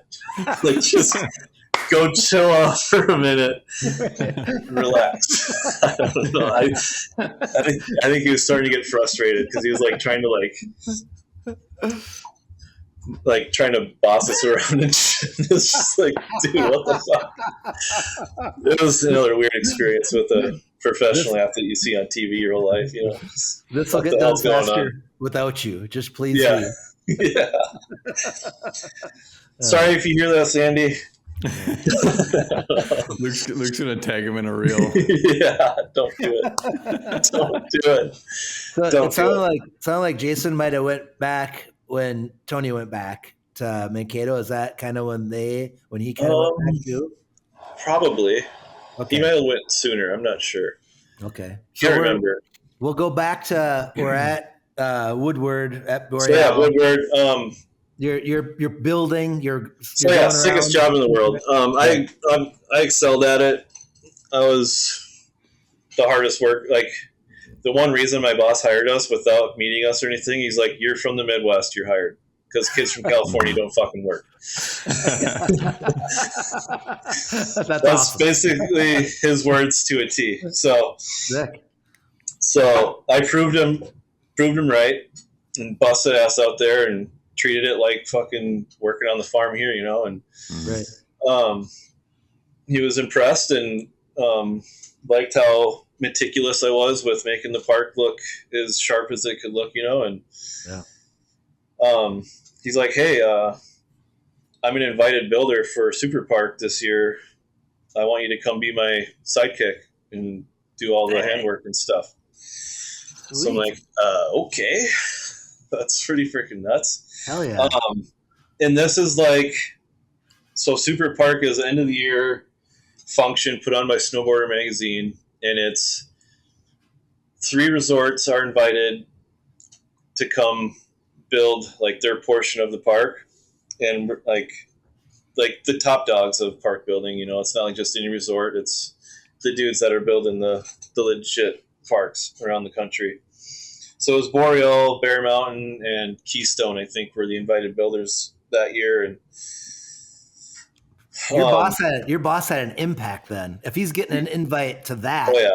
Like, yeah. Wow. This is when I started to kind of realize he was like a legend in the sport. Like all the interviews he was giving and like the articles they were writing about him and stuff. It was like, oh shit, like this is a pretty big deal. Yeah. So it's like the end of the year bash for Snowboarder magazine. It's a filmed event. Like all the photographers come, all the filmers, all the production companies, they're all filming there. And that's probably the first time I really got to see like snowboard film in like a professional way and see like all those guys. And like we would take like the snowcat up in groups because the park was way up on the mountain. So we'd have to take the snowcat ride up in groups every morning. And I'd be paired up with like all the world's best snowboard photographers or snowboarders, given whatever day it was. I mean, we were out there for a couple weeks building. And, you know, you just kind of talk with these guys a little bit and they make it seem like it's feasible, you know, to get into and stuff. Obviously, equipment is expensive as shit, but I'm still not thinking that way. I'm still thinking I'm going to be a pro snowboarder and whatever. And again, like just being a part of Super Park, getting to ride with all the legends. Right. And that's another big eye opener for me, I guess, which was kind of the transition to kind of steer away from actually being in the activities and doing more of the photography stuff, was seeing again the stuff in person and being like, I don't got that. Like, especially at Super Park, like dudes are going crazy, like trying to kill themselves for a clip, you know. And like our jump the Boreal jump was 2 probably 100-foot tabletops that were hipped out on both sides, and there was a snowcat path in between them. And so there was dudes gapping from one side over the tunnel, which is like 40 feet wide or whatever it is, to the landing of the other jump. And that's probably 120 feet to the sweet spot where these guys were jumping to. And seeing that in person was like, holy shit. This is bananas. This is completely bananas. And I was like, there's no way in hell I would even hit that jump straight, let alone transfer it like Kevin Windham. It's like, wow, stupid, like 2 stories high, just floating forever. It's like, I don't got that in me. But still try and fake it till you make it. Just kept chugging along with what I knew and whatever, but just always being incredibly intimidated by the top dogs wherever we go. And I got in pretty tight with the Tech 9 crew, which was a big thing back then. It was like Form and Tech 9 were like the 2 big films back in the day. Cool. And I became really good buddies with a guy named Travis Kennedy, TK. And he is the most crazy character on the planet. Again, another guy you watch growing up snowboarding and meeting him in real life, and you're like, this dude is off his rocker. Like, he's actually kind of crazy. This dude from Alaska, white dude from Alaska, but he was more cultural appropriate than most rappers. One way to put it. He's one of them crazy people where you just never disagree with them. You just always go with it because you're scared to disagree. Offspring, pretty fly for a white guy. Yeah. Just the most gangster kid ever. Like, he had, face tattoos and wore just the craziest bling all the time, huge chains and just the biggest clothes. But one of the raddest people I've ever met. Like, treated me like homies from day one, took me in, and like we'd travel around together, and I rode squat with him for the first time. And just witnessing him do things first try, like no warm-ups, and kind of ruined it for me a little bit, if I'm going to be honest. Dang. Like, I got to go on a couple film trips with the Tech 9 crew, and we get to these rail spots, and TK would do shit on a rail like first try that I wouldn't even, it would take me a couple weeks to figure out. Just lock into tricks like first try. You'd get clips like that, and then the last thing I want to be is that guy that's going to take 10 tries, and that's not even bad. Like, that's a normal day for most people. Like, 10 tries to get a trick, like get a clip, and you're out. That's kind of how it works. But he would like lock clips in like instantly, and it's like, I don't even want to hit the rail now. Like, I don't even want to look like an idiot in front of you guys. Like, we got Drew, who is their filmer, like super serious guy, super intimidating dude. It's like, last thing I want to do is waste his time and get clowned on and like told to hurry up or something, and then get in your head even more. And like, I did like try it a few times, and it just get in my head so much that it's like, this is a whole nother level of the sport, is being behind the lens and being in front of other people. Like, like I just always just had that in my head. Just don't look like an idiot. Don't look like an idiot.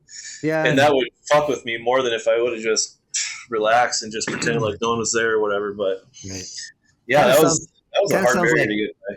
Kind of sounds like you also had a couple different irons in the fire too. Like, you're part of these builds at this course. Yeah. I'm trying to play both sides. You got an iron in that fire. Yeah. So you can't not do it and not have energy there, right? And then you're trying to ride yourself, right? You're freaking 21. Who isn't a goddamn idiot at 21, right? And it's like you don't know where to put this energy. I mean, don't be hard on yourself. Like, it's pretty impressive that you were there. It was amazing that you were part of these and you had these experiences. But I can see where, I think it was Logan that told me, a person that was like giving schools, like, you go to the top level in motorsports, and a lot of times if you not born with this certain skill set, you can only get to a certain level. You can work extremely hard and, do well, but there's just some people that are freaks, right? That can Jet Lawrence. Freaks is a good word for it. Jet Lawrence is a freak. Like, you just can't teach the things that he does. Eli Tomac is a freak, right? It's like and this TK sounds like when you're there and you get it not on a lens, but in your eyes, and you can smell it, you can feel it. Like, it was probably you were probably smart to know, like, that's not me. Yeah. Right. I mean, that's knowing who you are. That's being authentic, not trying to be someone you're not, so good on you for realizing that, because a lot of people don't realize that and die, Colby, well, like that's the, and in your line of what you were doing, if you would have tried to BTK and not BTK, I might not have ever got to be close buds with you. Right. Yeah. That's part of it. Well, I mean, it is infectious. And when you're with people like that, it's easy to get caught up in like them making it look so easy. And it's just like, I got that, and I would follow them off some sketchy shit every once in a while, or, tag along and put myself into some sketchy situations, and you learn from it. And that's when you kind of learn, like, if you got it or not. And there's certain people too like that, where there's no fear of consequences, and that's him, and the ability to take a beating and not let it ruin you. Yeah. Like serious injuries, and those get in the back of your head. Like my first broken arm doing a big handrail here in Mankato before I moved out there ruined flat down handrails for me. Like, it just, once I get fucked up on something, it ruins that for me. I don't know. It's like if you get really drunk if you get really drunk on tequila and throw up, you might never drink tequila again, right? Yeah, and that happened to me at Point X Camp. Still haven't had a drop since. My first experience with it, and it didn't go well. So I feel you. It's the same thing. I've always had that mental barrier of getting back on the horse. I always kept snowboarding, but there are certain things I would cut out of my diet, if you will, like flat down handrails. It just became a mind fuck for me, and it's not even that bad, but I just did not want to break my arm again. Like, that's in the back of my head every time I roll up to a rail. It's like, fuck, I broke my arm doing this once. Doing something easy. I feel like that's experience. We learn from experience. Guess what? Logan's never going to go out and give a free ride again. Are you, Logan? No. That's the whole season. No tries to go out and do a free one with the crowd on the Buell. Takes him out the whole freaking year. It's like that experience teaches us, all right, not worth it. Not worth doing that. That's what experience teaches us. So some lessons cost more than others, right? Yeah. Mm-hmm. So on that, moving to Tahoe, obviously the jumps got bigger too. And, we'd only had a jump at Mount Cato for a few years or whatever before I got to Tahoe. So my jumping skills weren't the best, but I had a 900 at Mount Cato before I moved out there, which is pretty insane for a small jump. But that's crazy. But it's different. It's different when you're floating one on a big jump. It's just everything's different on these big jumps. Like, they're more rider friendly. Like the lips are gradual, and then you're in the air forever, and you're kind of floating. You land on a big ass landing where you seem like they're impossible to overshoot because the landings are 100 feet long or whatever, until you hit like too far. But I was just starting to get comfortable with those, like maybe my second year out there, like hitting some pretty big jumps and getting some tricks and like being pretty comfy on jumps. And then there was a session going on one that was, I think, 75 feet. And it kind of was throwing me off a little bit. Like, I seen dudes hitting it. I'm like, they're going fucking huge, like way bigger than I've ever gone. But I'm like, I gotta step up, like this is like the time for me to do something, or I'm going to look like an idiot. And so I was like, all right, I'm going to ask this kid that's been hitting it flawlessly, like, I'm going to follow you and get a judge for speed. And he's like, right on, just follow my coattails and I'll lead you right in. Well, he didn't tell me he was going to spin a 720 off it, which slows your speed down when you're going off the lip, because you kind of start to carve into the rotation a little bit. So he cuts his speed in half, and I go past him in the air. Because I straight lined it, like I was just straight airing it. So I passed him in the air, overshot the landing completely, straight to my ass, and compressed my back pretty bad. I never went to the hospital, didn't have insurance this whole time, so I just sucked it up. But I couldn't breathe right for probably a month. Ribs were all like, I definitely broke some ribs. My hips all fucked up. My lower back's definitely compressed. Still feeling that today. So that's another one that's just like, I just don't think like this part of the sport is me. So that's kind of when I lived with a videographer, maybe my second year out there. And he was the guy filming a lot of the stuff for a video we were shooting for. And that's when I started to ask him like to borrow a camera when I'd go out instead. Cool. Oh, yeah. And started filming a little bit out there. Nothing too serious, just kind of homies and editing my own little edits and stuff, and put them on Facebook or MySpace, whatever. And started to get the taste of it, and just seeing like these guys that were like fully legit, like fully involved in creating video parts and videos, like the full production. Like they had it all set up in our living room. Wow. Like 5 huge MacBook desktops, and like dudes on them 24 hours a day, just freaking editing and crushing footage. And it's like, damn, this is pretty freaking cool. Like just watching the process of how a video gets made. And that's when I started to get into it. What was your name when you were posting stuff? Was it like Colby 6969 on MySpace, or 69420 85? Is this the early years of name brand, or? Well, no name associated yet. Just doing it for fun. I don't know that I really put a production name behind it or anything. Okay. God, I did have something. Oh, we had our gang. We had our street gang, Midwest Regime. Cool. So I think that's what I tagged the videos as, was Midwest Regime. And I had like this logo I made that was like a symbolic middle finger. You would have to like ask what it is to know, like, but it kind of like looked like one if you glanced or something. It was just like shapes that kind of made a fist with a middle finger. Sick. Just kind of like, fuck corporate. Yeah, that's just how kids are, Right. Yeah. Oh, I love that. Fuck everything you're not into. Yeah. Right. No. So yeah, I think that was kind of the logo I would put on it, and I had to like draw it on a piece of paper and like take a picture of it, and then upload the piece of paper to Premiere Pro, and it was just like the jankiest thing ever, because I didn't know how to make graphics yet. Oh, so right. Yeah, pretty rinky-dink situation, but I just love back in the day, like how all that stuff, we were so dumb to it. One of my good buddies, like he thought like emails were a joke and everything.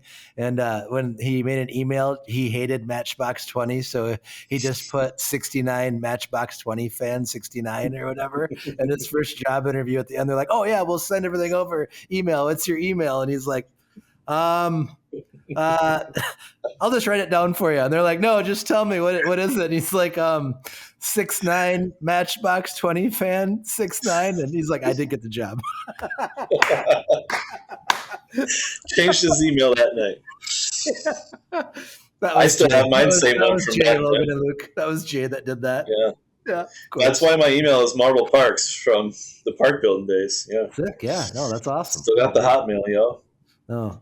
Well, so then how cool. So, I mean, to be involved in it, good on you for just like, hey, can I borrow a camera? Can I, let me expose myself to this side of it. And I mean, you are freaking neck deep in it. It sounds like you got guys going all out on this editing. How cool to just, to be a part of that. That's amazing. Yeah. And that was still on the other end of it, I had a little part in that flick and the one they made the year before. God, I forget the name of the first one. The second one was Lake Effect. That was actually a bigger one that they sold and had a big premiere at the resort and stuff. That was pretty cool. That's a cool name. Because of the Tahoe Lake effects out there. Yeah. Inspired the name for that. So yeah, I was deeply inspired from that point on, just watching that process. But it still took some time for me to actually do it, and get my own stuff. That didn't happen until I moved back to Minnesota. Okay. But like I said, I did accomplish some cool shit in my own right on a snowboard. I'm able to frame a magazine, a 2-page spread that I got in an arcade magazine, and an ad from Smoking Snowboards, an ad from Automaton Snowboards. Cool. Hell yeah. In a buyer's guide once. Man, that's killer. Some cool stuff like that. So that's another part of being on that end of it too is cool. And being able to create that for somebody else. Just giving them the feeling that I had being behind the lens, and like being that guy, it really makes the guy feel pretty cool. So I like making people feel cool now. Like that's a huge reward part of it. That's fun. But so yeah, we did 2 years at Super Park, just to backtrack a little bit. Okay. And how was your working relationship with this guy that was kind of putting you under his wing a little bit? Did you guys go on together?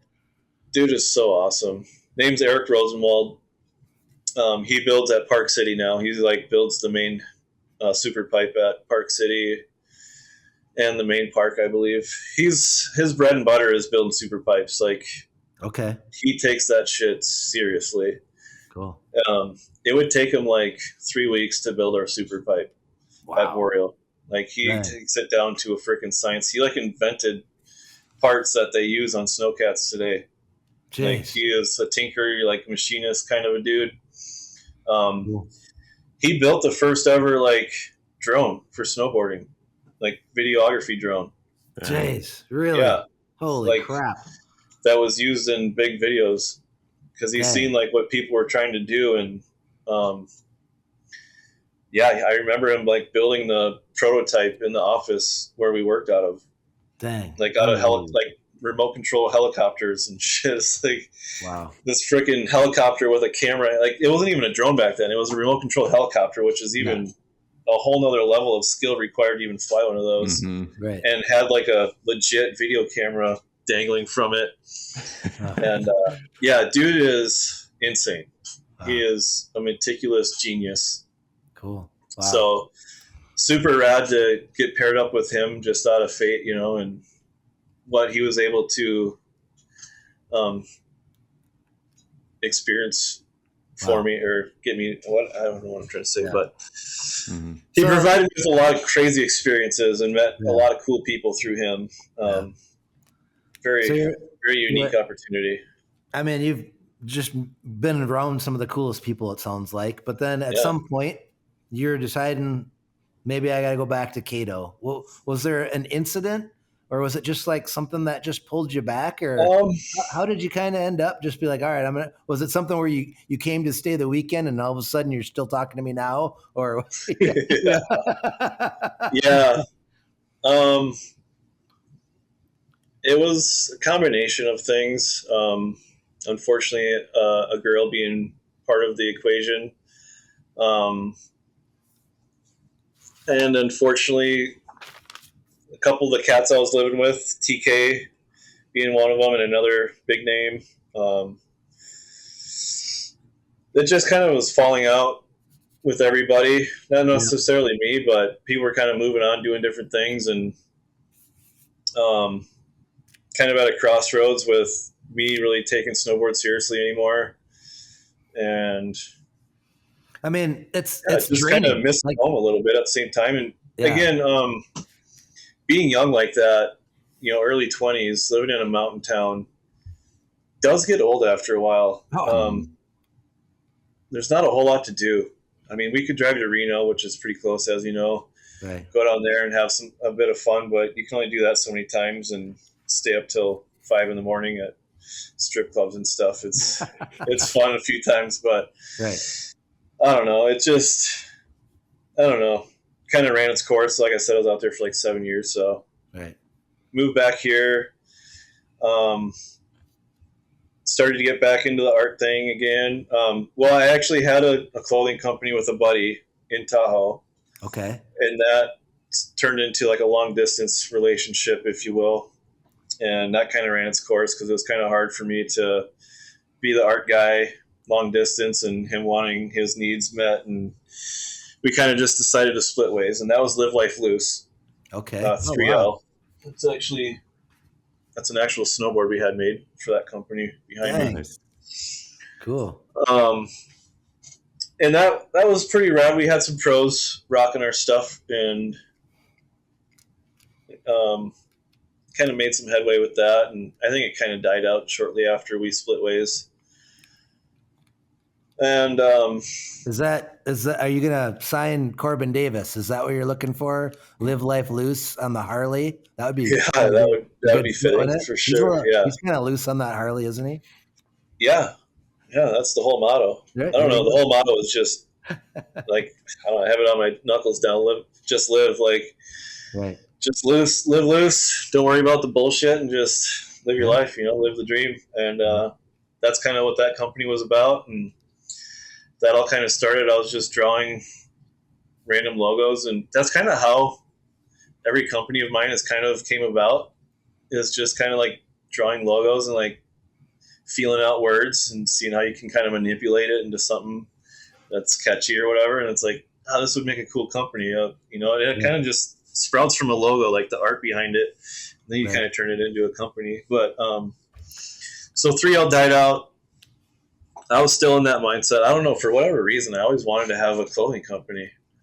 I think part of that is being from a small town and not having access to cool clothes growing up. And just want to make my own shit so I don't have to go order it or buy it. Like mail ordering stuff in the 90s, that sucked, that was always, and it didn't really get good until I moved back here, when you could really mail order anything. Right. And we didn't have cool skate shops and all that stuff to buy the cool stuff. So when you got back into Minnesota, was your brother still here in Minnesota when you came back? Had you guys kind of connected back when you got back? Because was he involved in work or what? Because you got to do something to make money. So it's like when you get back, what were you doing to make any money? Were you just hustling whatever you could do, or what were you getting your funds from? Well, I went and tried the tattoo thing for a second time. Did that before I left for California the first time. Didn't work out. Okay. Went back to all the tattoo shops again. Because this has been something that's been engraved in my head since watching the early freestyle motocross videos. That's where it all stems from. Yeah. Just the art background, and then seeing art slapped on people's bodies like Deegan and Metzger and stuff. And I remember there was a scene in Fresno Smooth of Metzger getting tattooed or something at some wild party. Like, that's freaking rad. Like, tattooing is freaking awesome. That's what I want to do. Yeah. Tried that. I don't know. It didn't work out again. So I ended up getting the job I still have at the factory. So I was doing that kind of, I always say that's kind of like my filler job that just kind of pays the bills while I try and dream up something that's going to make me a millionaire or, own a company. The problem is, all these companies I ever started, they never work out because I'm not a fucking businessman. I'm an artist. I've always needed someone to hold my hand and create a business around my art. And I can start them and come up with the idea, but I need someone to execute it. That's just, I'm just not a businessman. And that's part of my demise there. So yeah, that's when Name Brand started. Okay. When I moved back here, Name Brand clothing. I don't know if Name Brand apparel. Fuck, I don't even remember what I called it now. So yeah, that started out as a clothing company, and I wanted to do that legit. Put a lot of money behind it. Had some help with my brother doing that.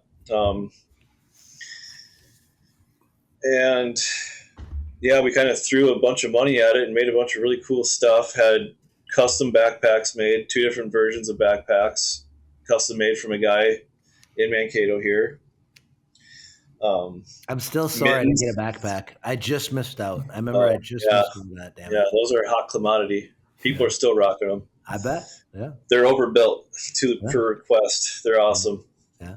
But I set out to it was the slogan or whatever was a higher standard of the new. I don't know how I came up with that, but I just wanted it to kind of be like upscaled skate clothes kind of a thing. Right. Like quality stuff that people are going to want to keep wearing. Instead of you wear it once, dry it, shrinks to shit, can't wear it ever again, and the graphics fall off it or whatever. Yeah. So I teamed up with another local screen printer that I've known a long time, and the guy that sews.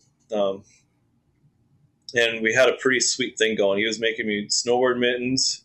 Oh, wow. These stash wallet things I was making that you could strap on the back of your bindings or wear it as a necklace, whatever you want. You can keep your IDs in there and whatever else. It was pretty cool stuff. Yeah, that's cool. But it was just not sustainable from my standpoint of not being a businessman. And I think Jay Sahlstrom actually came on for a little bit at the end there and was going to try and run the business end. But we just weren't savvy enough. Didn't have the funds to keep it going. We weren't really trying to dump all of our own money into it. And it just kind of faded out. It's got to be a tough game. It's just, you can only take so many licks, right? It's tough. Yeah, it's a tough game to be in. And, that's a heavily saturated market. Yeah. Clothing companies, that's probably the dumbest thing you could try and get into. I'm glad Joseph's making it work. He's obviously knows what he's doing and has a sweet thing going with Lace there. That's super rad to see him succeed at that. Right. Because I've tried so many freaking times. And even he says that it's not a clothing brand. They're just it's a lace belt company that sells. Right. So maybe that's how he makes it, right? And I know he's trying to downsize what he makes now and stuff, which is cool. Yeah. Smart move. Yep. And then kind of overlapping. I sponsored a couple hill climbers. Okay. With the clothes. Jay being one, and I don't know, Bodie O'Neill maybe. Okay. And that's about when I went to the first hill climb with Jay. All right. And brought my camera with, and the rest is history. Rest is kind of history. Needed somewhere to post that content, so I started a name brand media, and that was going to kind of be a mixture of all the things: motocross, freestyle motocross, skateboarding, all that kind of stuff. And never really got around to all that. Just kind of stuck with the hill climbing thing because I really saw the need for it there more so than anything. I mean, that other stuff is heavily covered. There's plenty of people covering all that stuff, and you're not special. I wanted to be special. So if I'm the only guy posting hill climb stuff, then I got something, and it was pretty freaking crazy. Seeing it for the first time in person. Obviously, I grew up in hill climbing, seeing that side of it, District 23 stuff, but seeing a nitro bike, John Kessler, for the first time at Freemansburg was like, holy shit, this is different. This is a little different. I was like, not quite the Cato Cycle Club. No, not quite. Yeah, that was like I could talk about. I think the first year I was out there was that year that they transformed the hill. Like probably the last time they worked on it. And like I said, that middle jump was just insanely huge. I remember walking the hill with Jay in the morning and like, what's this all about? Like, what do you do with this? You all roll this, or it's like a breaker bump or what? And he's like, oh, we'll jump it. I'm like, all right. And I went up there to film, and after 450s or something, and extreme class came up, and maybe a couple people had went up before, and no one was really airing that thing out. And John was the first one to come up on like a real note and sent that thing so huge.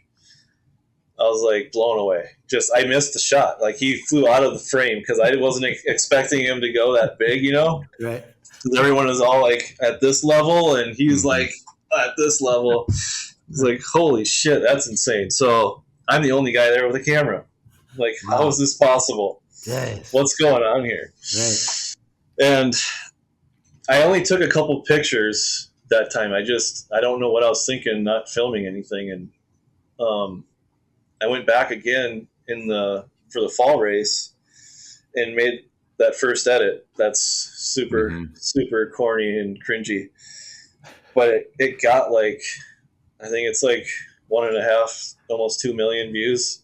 Dang. Like pretty fast. Like just freaking blew up. Talking about.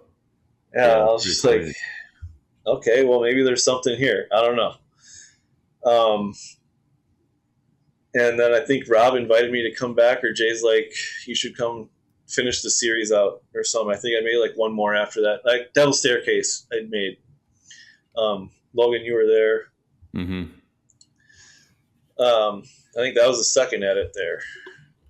Yeah, that must have been like 2015, huh? Or 16? Yeah, I think it was 15. Yeah, because that'd be 10 years. Yeah. I don't know. Wow. Either way. Yep. What was your first impression of Jamie Deere? Oh, man. Because he wasn't. Maybe he was. No, he might. Because he didn't do the full series back then. He was kind of every once in a while. Okay. So I think my first experience with him was at Devil's Staircase. And Jay talked him up. Like, this dude's the legit guy. Like, we need him full time. Like, he's the guy. Yeah. And he's like, you should try and work with him or something on your video. And I think he ended up doing an intro for me. So that was our first experience working together or meeting each other. And yeah, straight up gangster, dude. Jamie Deere. Just, man, so rad right out of the gate. And I hadn't known about vertical destruction or anything at this point. And he started talking about that. And it turns out he was the original Nitro pilot filming all this stuff. And he was a filmer before that. Right. So it's pretty rad. So he like gave me a lot of helpful information and tips and stuff on how to navigate hills and how to edit things and just kind of advice along the way. And so that was the last round of that season. Fast forward that winter, whatever. I think Rob contacted me. He's like, hey, talking to AMA and stuff, we think we'd like to have you do like the full series if you could, and just make content, make videos like you did. Right. Like, hell yeah, let's do it. And it just so happened that I had just gotten laid off. I think that might have been the year I got laid off from Cato Engineering, my factory job. So I had a summer open and it just really fell into place. And AMA sent me 2 cameras and tripods to use. And for some reason, I decided to make those productions the way I did, just try to make it look like it was on TV, and went that route. And they're awesome. I just still love the intros that you'd have with Jamie on the video. Yeah, that was the best part. They were so epic. I mean, it just like, it was so professional right away. And man, it just felt like, the Speed Channel or ESPN or something was doing them. You were so good at it. It was really, they were awesome. Production value was awesome. Yeah. And I mean, looking back now, they're terrible, but I love the stories where like you're telling me that like Jamie's in like a Days Inn at 3 a.m. trying to like do voiceover. Oh my God. Yeah, that was for were grinding so hard, That was for the MAV TV episode we did for the Washington Nitro Nationals. I don't know. Kerry didn't really know any better than when we were talking, and that was a whole nother crazy experience, having Kerry Peterson call me to do something like that for him. And it's like, holy shit, Kerry Peterson. I'm talking to Kerry Peterson on the phone right now. This is crazy. He wants me to work for him. And he asked if I would do a production for a MAV TV special. And I'm like, I have no idea what I'm doing, but let's do it. Yeah. I didn't tell him that, but I'll do it. And I edited everything together. But Carrie gave us like a 30-day deadline for this production. And I was like, no problem. I put these AMA ones together in a few days, because I always try and have it out before the next round. And no problem. Well, I was like, well, this is going to be on TV. I got to bring up the production. So I bought a bunch of graphics for After Effects and had no idea how to do that. Had to learn that in itself, how to run graphics through After Effects and log names into them for the verticross brackets, and the names come up on the bottom, and the like motion graphics with logos in them and stuff for commercial breaks and all that stuff, and figuring out how to make commercials. I had to make the commercials, an RMK one or something, or I forget, some snowmobile company. Had to make them a commercial with some footage they sent me. Jesus. Wow. A promotion commercial for the Peterson Cup. And like everything had to be like time slotted right for TV. And I'm like emailing back and forth with Mav TV with how they wanted it and stuff. And like they're speaking another language. Like, oh fuck, man, what did I get myself into? I have no idea. Everything's different when it's for TV. Yeah. And oh my God, it was pretty stressful. Luckily I had a buddy in town here that worked for a local marketing company, and they make commercials for TV. So he like knew everything I needed to know, and he'd come over and like sit with me and tell me everything's going to be okay. We're going to get you through this, and I forget half the bullshit I had to do, but there was so much stuff that I had no idea about going into that, and it all worked out, thank God. And we got to them. It did not make 30 days. We called Carrie from that hotel room at 3 a.m. and Jamie did. I should have filmed that conversation because we were on the road out east, and we're like getting down to the deadline. And Jamie had tried a couple like in studio voiceovers, and they just weren't coming out authentic or good or whatever. And I'm like, all right, well, I tell you what, we're gonna be together out east. It was the one time we had Laconia, and we were in New Hampshire, wherever that is, at the hotel at 3 a.m.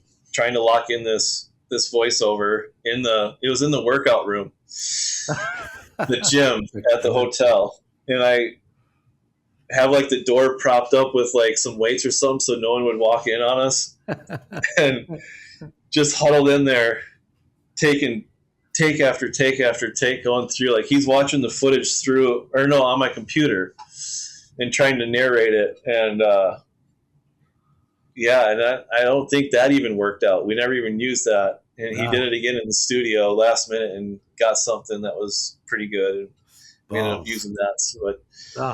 So hard. There's been so many fun times with Jamie Deere. It's crazy. But yeah, he's a huge part of Nitro Pilot being a thing for sure. Wow. Yeah. None of that stuff would have been doable without him. Like that would have never worked out if he didn't come on board full time and do everything. And I had to ask him if he wanted to be included in that in the first place, because he was just the announcer. I'm like, hey, what do you think about doing this production? And he's like, dude, that's freaking awesome. Let's do it. I got all the equipment already at my house to record my voice for other stuff I do. And it just all really worked out great. And we slowly got better and better at it. And it was fun. But then we realized that people's attention span is like 2 seconds long, and those were pointless to make. So I just always thought that you and Jamie had good chemistry. I thought you built off each other, because Jamie is like a very artistic person too. I think like he's just like I don't think he's found his elixir yet, but there's something. Jamie's got something where he's going to get super famous and super wealthy off of whatever. Yeah.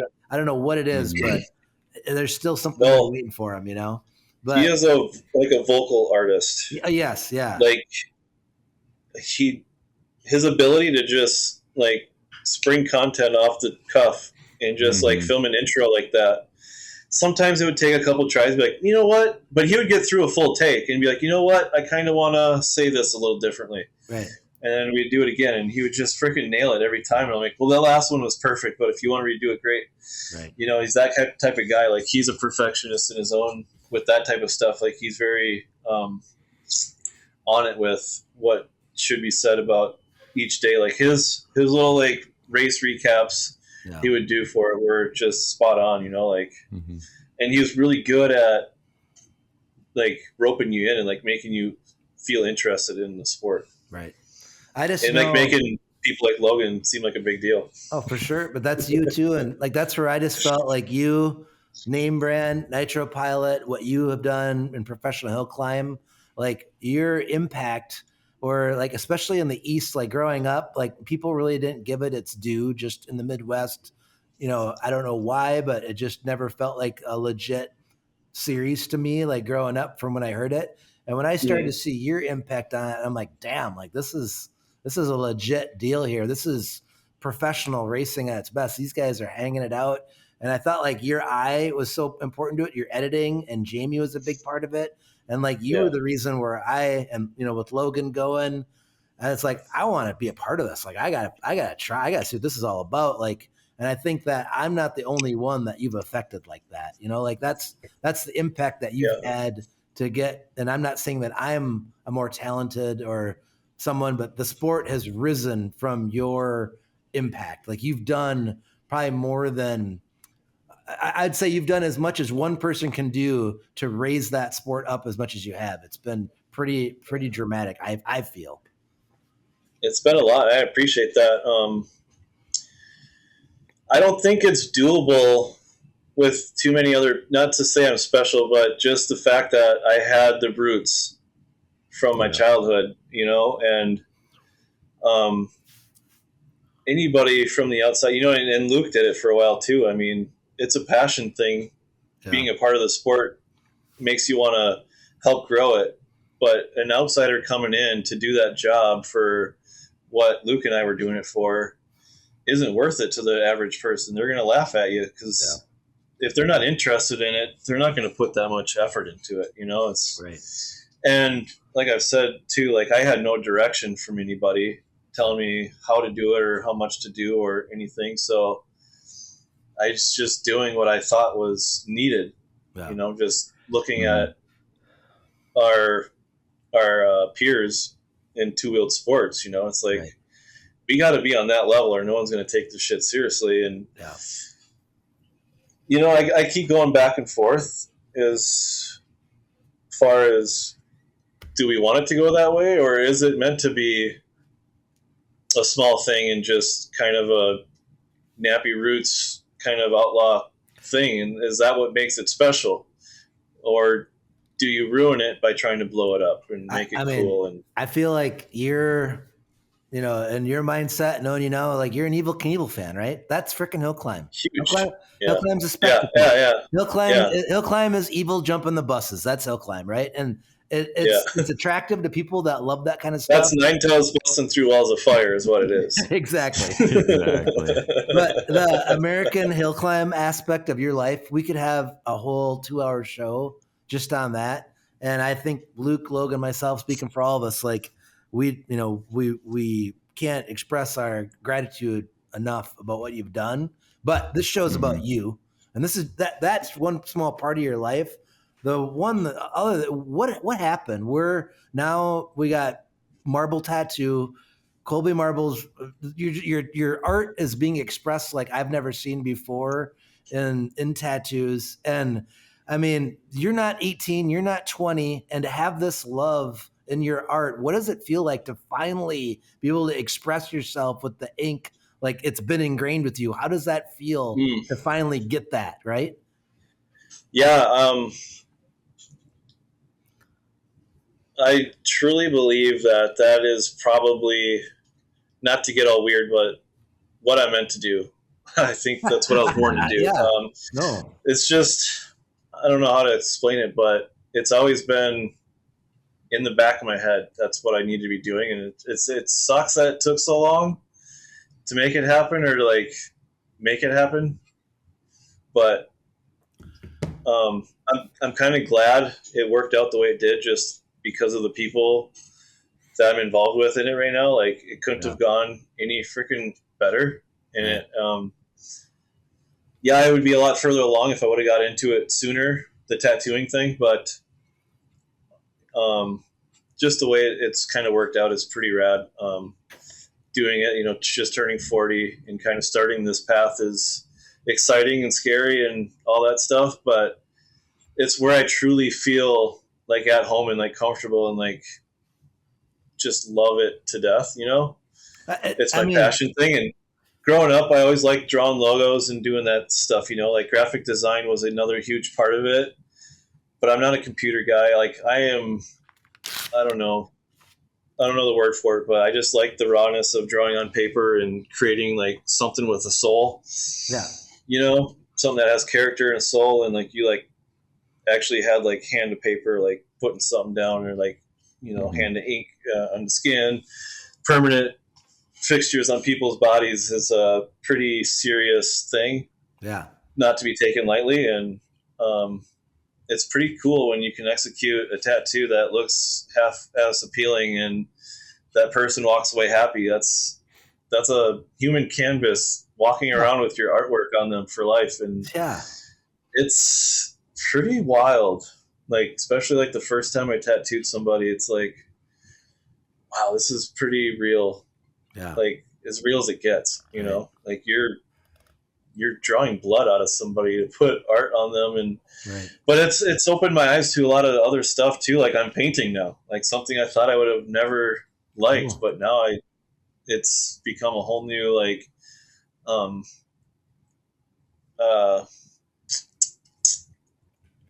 don't know. Way to express yourself, I guess, right? Yeah. Another thing to learn and figure out and get excited about.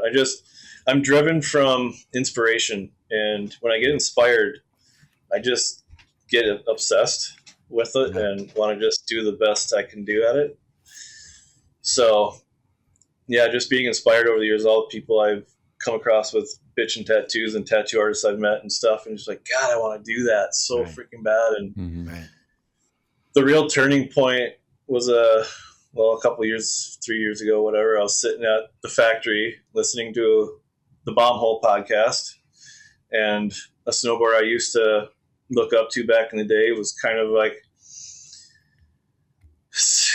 this dude wore like Harley shit on a snowboard and had a bunch of tattoos, was kind of like different, like that's freaking awesome. This dude's like a biker dude that snowboards and stuff, and he just happened to have this episode on the Bomb Hole, and he's talking about being a tattoo artist and not having any art background to begin with, but like fucked around with the machine and figured it out and became a pretty successful tattoo artist and a snowboard and stuff. And just got me thinking, like, God damn it, dude, this dude's living my dream, and I'm sitting in this stupid factory. Like, what am I doing here? This is ridiculous.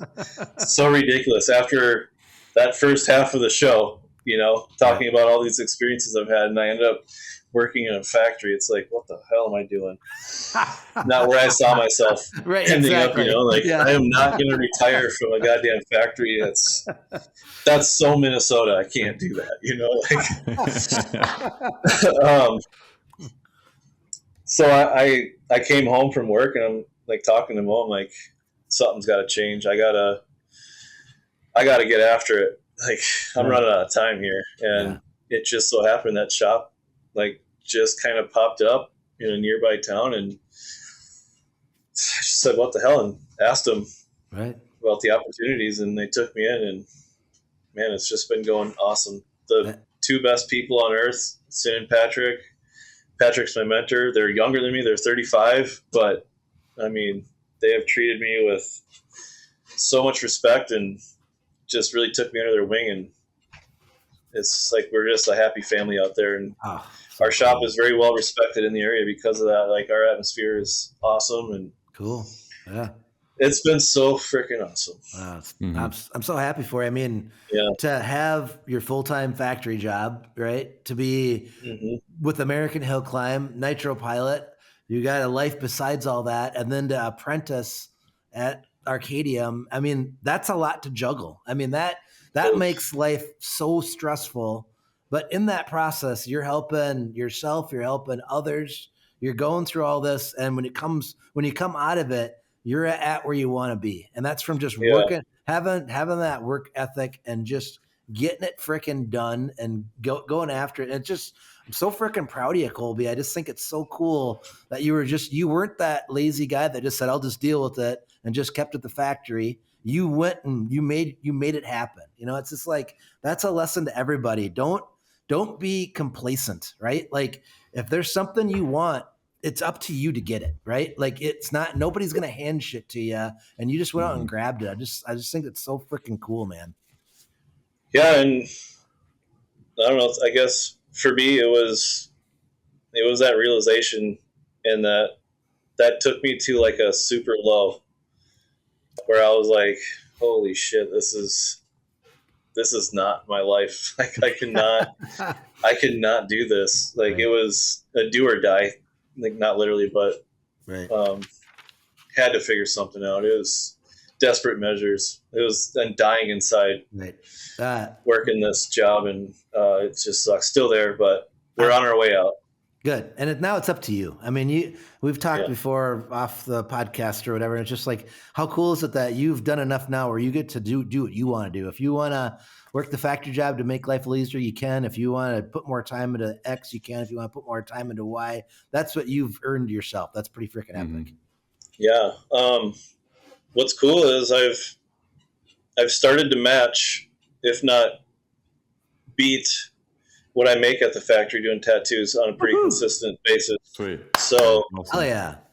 Kind of hanging on to the factory job now. Just we're about to close on our house probably next week.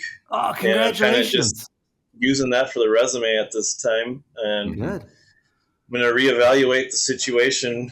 And I think my days are kind of numbered at the factory. The only thing is, like nothing's guaranteed in life. And it all comes down to, like you said, work ethic and stuff, but some things are out of your control. And sometimes, tattooing isn't completely consistent all the time. So you got to be able to swing with the shifts and the trends. And there's a lot to it that you got to stay on top of, and, keeping good ties with your clients, and keep people coming back, and word of mouth, keeping like those clients tell other people. And that's been a big part of my success is customer service and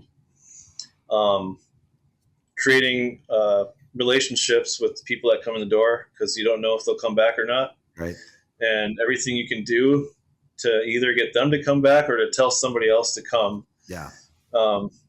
I got a pretty good track record with people coming back or telling their friends, and it's been pretty awesome. And being competitive money-wise, like if you're good enough, you don't have to charge the world, because you're going to have consistent work, and those people appreciate that they're, they feel special if you cut them a little slack or something, and compared to the other shops, it's like they try and make like a month's paycheck in one tattoo, and it like leaves a bad taste. Like that person's not going to come back to you if you charge them that much fucking money for it.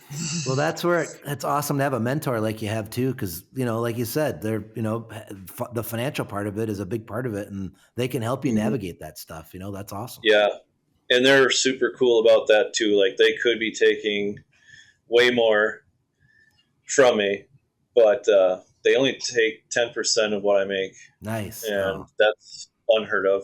Yeah. Usually it's you either pay like $300, $350 a month or a week to rent a spot. Yep. And he's like, I don't want to ruin this for you, dude. Like, I don't want you to see how much I make off you compared to what you make. And I want you to be successful, and I don't want to ruin it for you. So you do enough around here to help out, and you're a key player in this operation. So 10%, we're cool. Oh, that's awesome. That's awesome. And apprentices are usually around $5,000 just to do them. And then they take your money and they kick you out the door. Like, hey, go find somewhere else to tattoo, And thanks a lot. Huh? Yeah. Yeah. They let me come in for free. I kind of hung out for a little while and got to know them a little bit before we like made anything official, but, did it for free. And they're like, all we ask is you just don't bail on us. Cool. Like hang out for a while and make it worth their while. And I'm like, I got nowhere else I'd rather be, dude. This is awesome. That's badass. Well, cool. It's just another great experience. I fell on, and Right. damn, it's awesome. Well, dude, we could go for 10 hours here. Your life is amazing, and we're probably have to circle back. But a couple questions, and then I don't know if you've listened or heard, but we have this segment at the end. Sometimes we got some stuff caught in our chain. Sometimes it's a banner. Sometimes it's a little piece of wire. You never know. But if you've got something, we'll hit you back. But I got a couple questions for you. You've just lived so many places. You've lived under so many different hats. You've lived in so many different environments. But like, if you're snuggled in with Mo at night, you're closing your eyes. Is there a place that you think that you'd want to be in the world, or is it Mankato? Is there some place that, if I could go back, I'd want to be here? Is there a place that comes to mind to you? I love my deep roots here in Minnesota. Yeah. It's awesome being around all my family and seeing my nieces grow up, and, parents and grandparents and all that stuff you can't put a price on that. But ideal living conditions, obviously not. I mean, it was 100 degrees here today, and in a few months it'll be negative 100 degrees. Right. So, but when it's good, it's really good. Right. You guys know what I'm talking about. The Midwest is amazing when it's amazing, but it really sucks when it sucks. So it's tough. But I would have used to say California, specifically the northern part where it's not super crazy, but as we all know, California has lost its fucking mind. Right. So, that's a caught in your chain right there. Probably have no desire to ever really go back there. Maybe Tahoe just to see the homies and ride that epic mountain. But I think Mo and I are kind of on the same page as the Northwest is kind of got our names on it. I don't know that we'll ever make the plunge. Okay. Maybe when things kind of settle down around here and kids get older and whatever, but who knows? I don't know, but we really love like Washington and Oregon, that type of stuff. Like, the woods. Yep. It's beautiful. But again, it's like, what do you do? No. You're out in the middle of nowhere, but it's just so freaking beautiful. We love it out there. Well, that's cool. So I think somewhere like that. No, that's cool. I like that. Yeah. Another question, quick. And then, I can't imagine it. Like being when you were out of high school and boom, you're just gone to Cali with your brother, and having that experience now and lived through it and lived through so much of it.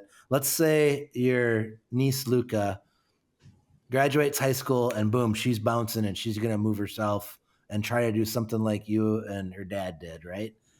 Is there something that you would tell her? Like, would you give any advice? I mean, obviously, there's people that might be wanting to do this. Is there something that you'd say to do or not to do? Is there anything that you could give advice to say to someone like that? Man, I did all the do's and I did all the don'ts.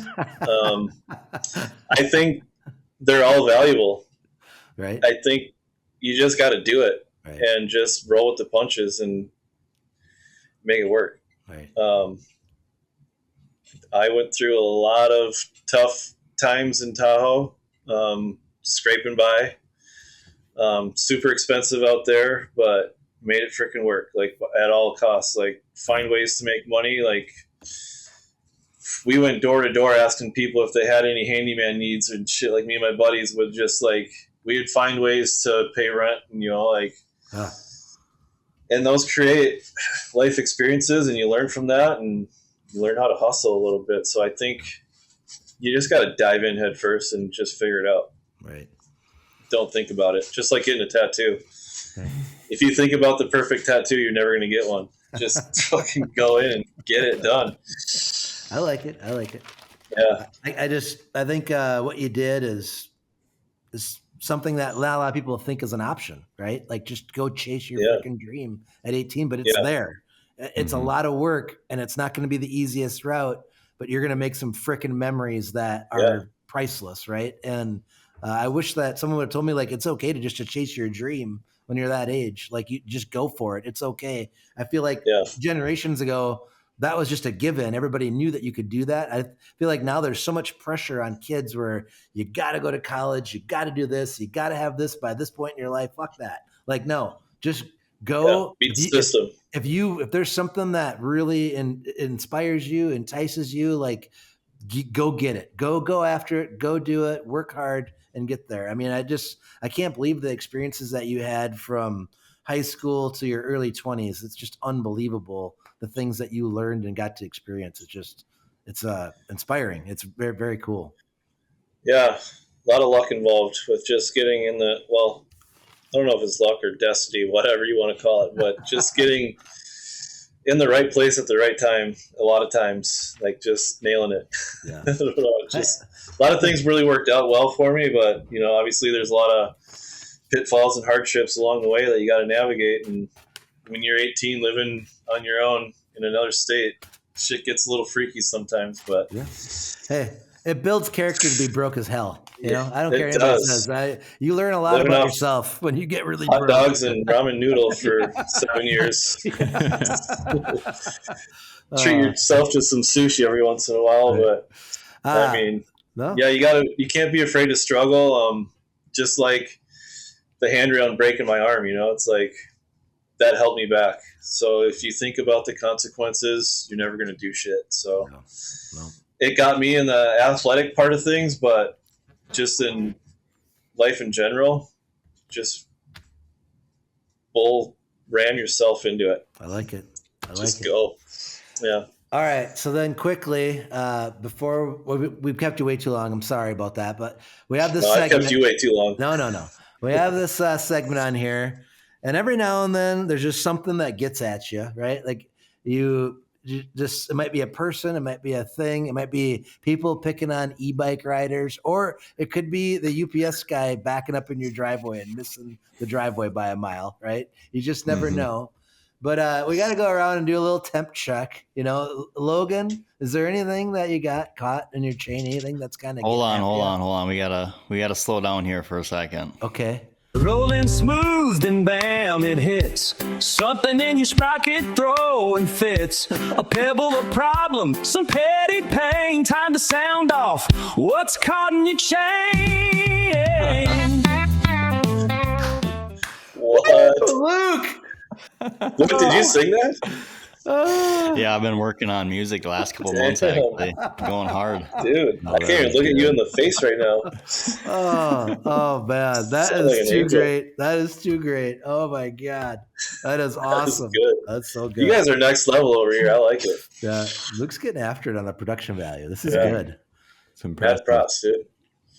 Logan, anything? You got anything? I don't know how to follow that song, but do you have anything? So it's hard. No, I don't have anything good. Just the entire medical system just being difficult has got me all worked up this week, but nothing in particular. It's like impossible to talk to anybody that knows anything.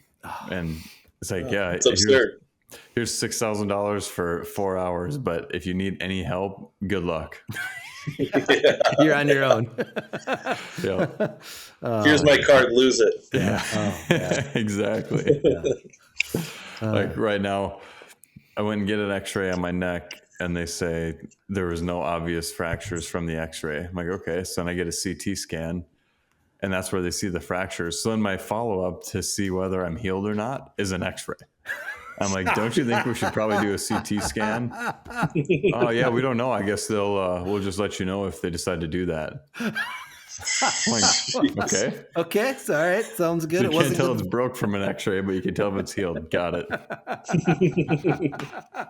So that's what I've been dealing with. Oh man, that's man. Pretty good. Yeah, that's a major. You got a big banner caught in your wheeler right there. It's not good. It sucks, but it's like the medical system. You don't expect much going into it, so it's hard to be let down. Luke, you got anything caught in your chain? Well, you already touched on it a little bit, but just the whole state of California. Just got back, landed back from San Francisco today. And I mean, I just don't understand how there's the traffic. I didn't see one blinker. We had an hour drive to the Airbnb. I did not see one blinker the whole time. We come up on an accident. Horrible. There's fire trucks literally horizontal on the freeway and everyone just swerves around them going like 30. no blinkers.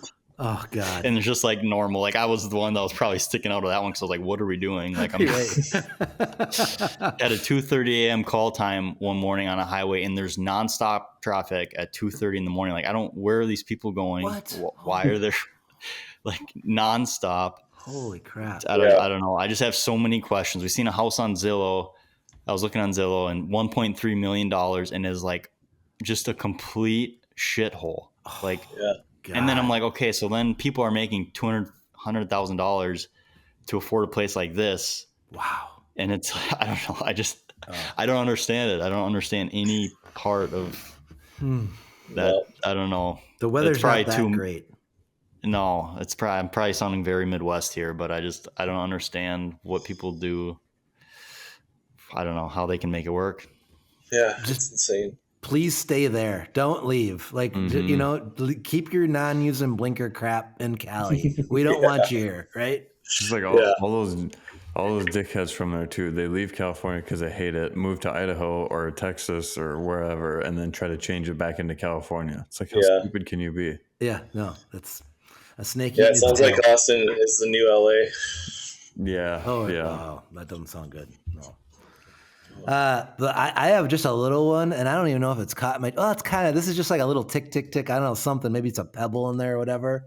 But it's just the honesty of my kids. Damn it! Like I know it. I'm fat, right? Like they're always like, you know, Papa, why don't you go for a walk and work on that big belly? And I'm like, damn it, kids. Yeah, you're right. Wouldn't that be nice? It's a little too hard when it comes from your kids, or they just can't help but be so damn honest. And I love them. But it's like every now and then, just, you know, a little bit. This isn't a YouTube video here, girls. Like this is real life. I got some stuff I gotta do. I can't be skinny and do all the other things. So the honesty of children sometimes is a little hurty, you know. But it's all right, you know. It happens. I seen you've been riding your bike. Once, yeah, just enough to make a video. Okay, yeah. I get it. Yeah. just enough, gonna throw it out there. Just enough for an Instagram video to let people know I'm still alive. That's why, Colby. I worked out once. Yeah, it happened this year. This is a long shot, Colby, but every now and then our guests have something caught in their chain by chance. You got anything that's bothering you? I do.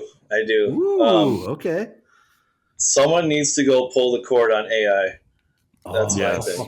Yes. Get AI out of here. 100%. I'm not down with that at all, especially the art side of it. Yep.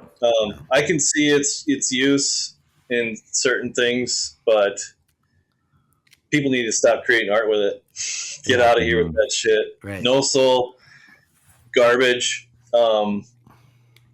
It obviously undercuts people like Luke and I from graphic design stuff. It's going to be the death of just raw emotion in art, and I hate every part of it. Soul in it. It's garbage, and I hate to see it. I mean, people are using it for tattoo references now. I've had people bring in AI art for references, and it's like, this isn't tattooable.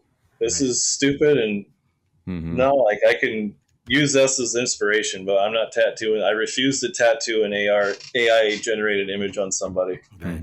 Oh man, I ain't doing that. Right. And like, just like logos and posters, any of that shit, it's trash. Yeah. Feels like the Matrix, like the machines are winning, right? Yeah. I don't like that.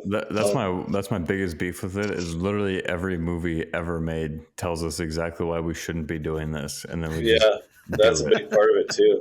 The intelligence part of it's just scary, but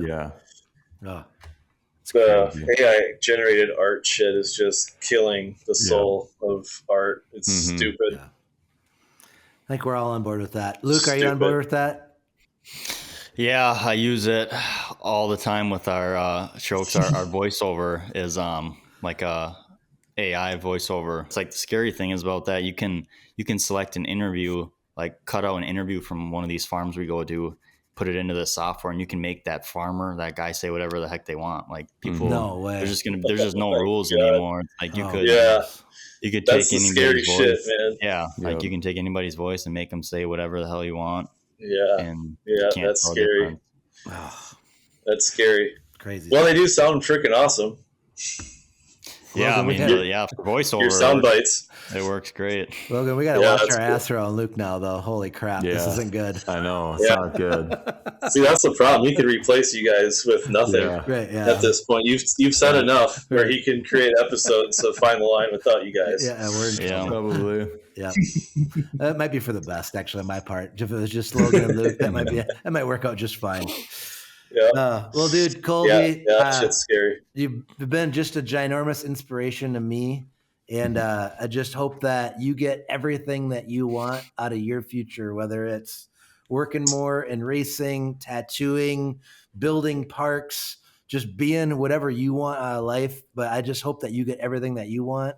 And I've just been so proud of you and just so happy to get to know you better with Nitro and Mud and everything that's been going on and being on the Team Alligator Arms group chat and just everything. Dude, I've just been an absolute thrill getting to know you, and I've been so proud of you. And thank you for coming on here, giving us just a small sample. I know that we'll probably be texting tomorrow on AA of things that you thought of that this brought up, But just thanks for bringing the stories that you've had and showing people what's possible by just putting out there what you want and going and getting it. And man, I just never stop trying to be what you want to be. I'm so proud of you and everything that you've brought out. So thanks, dude.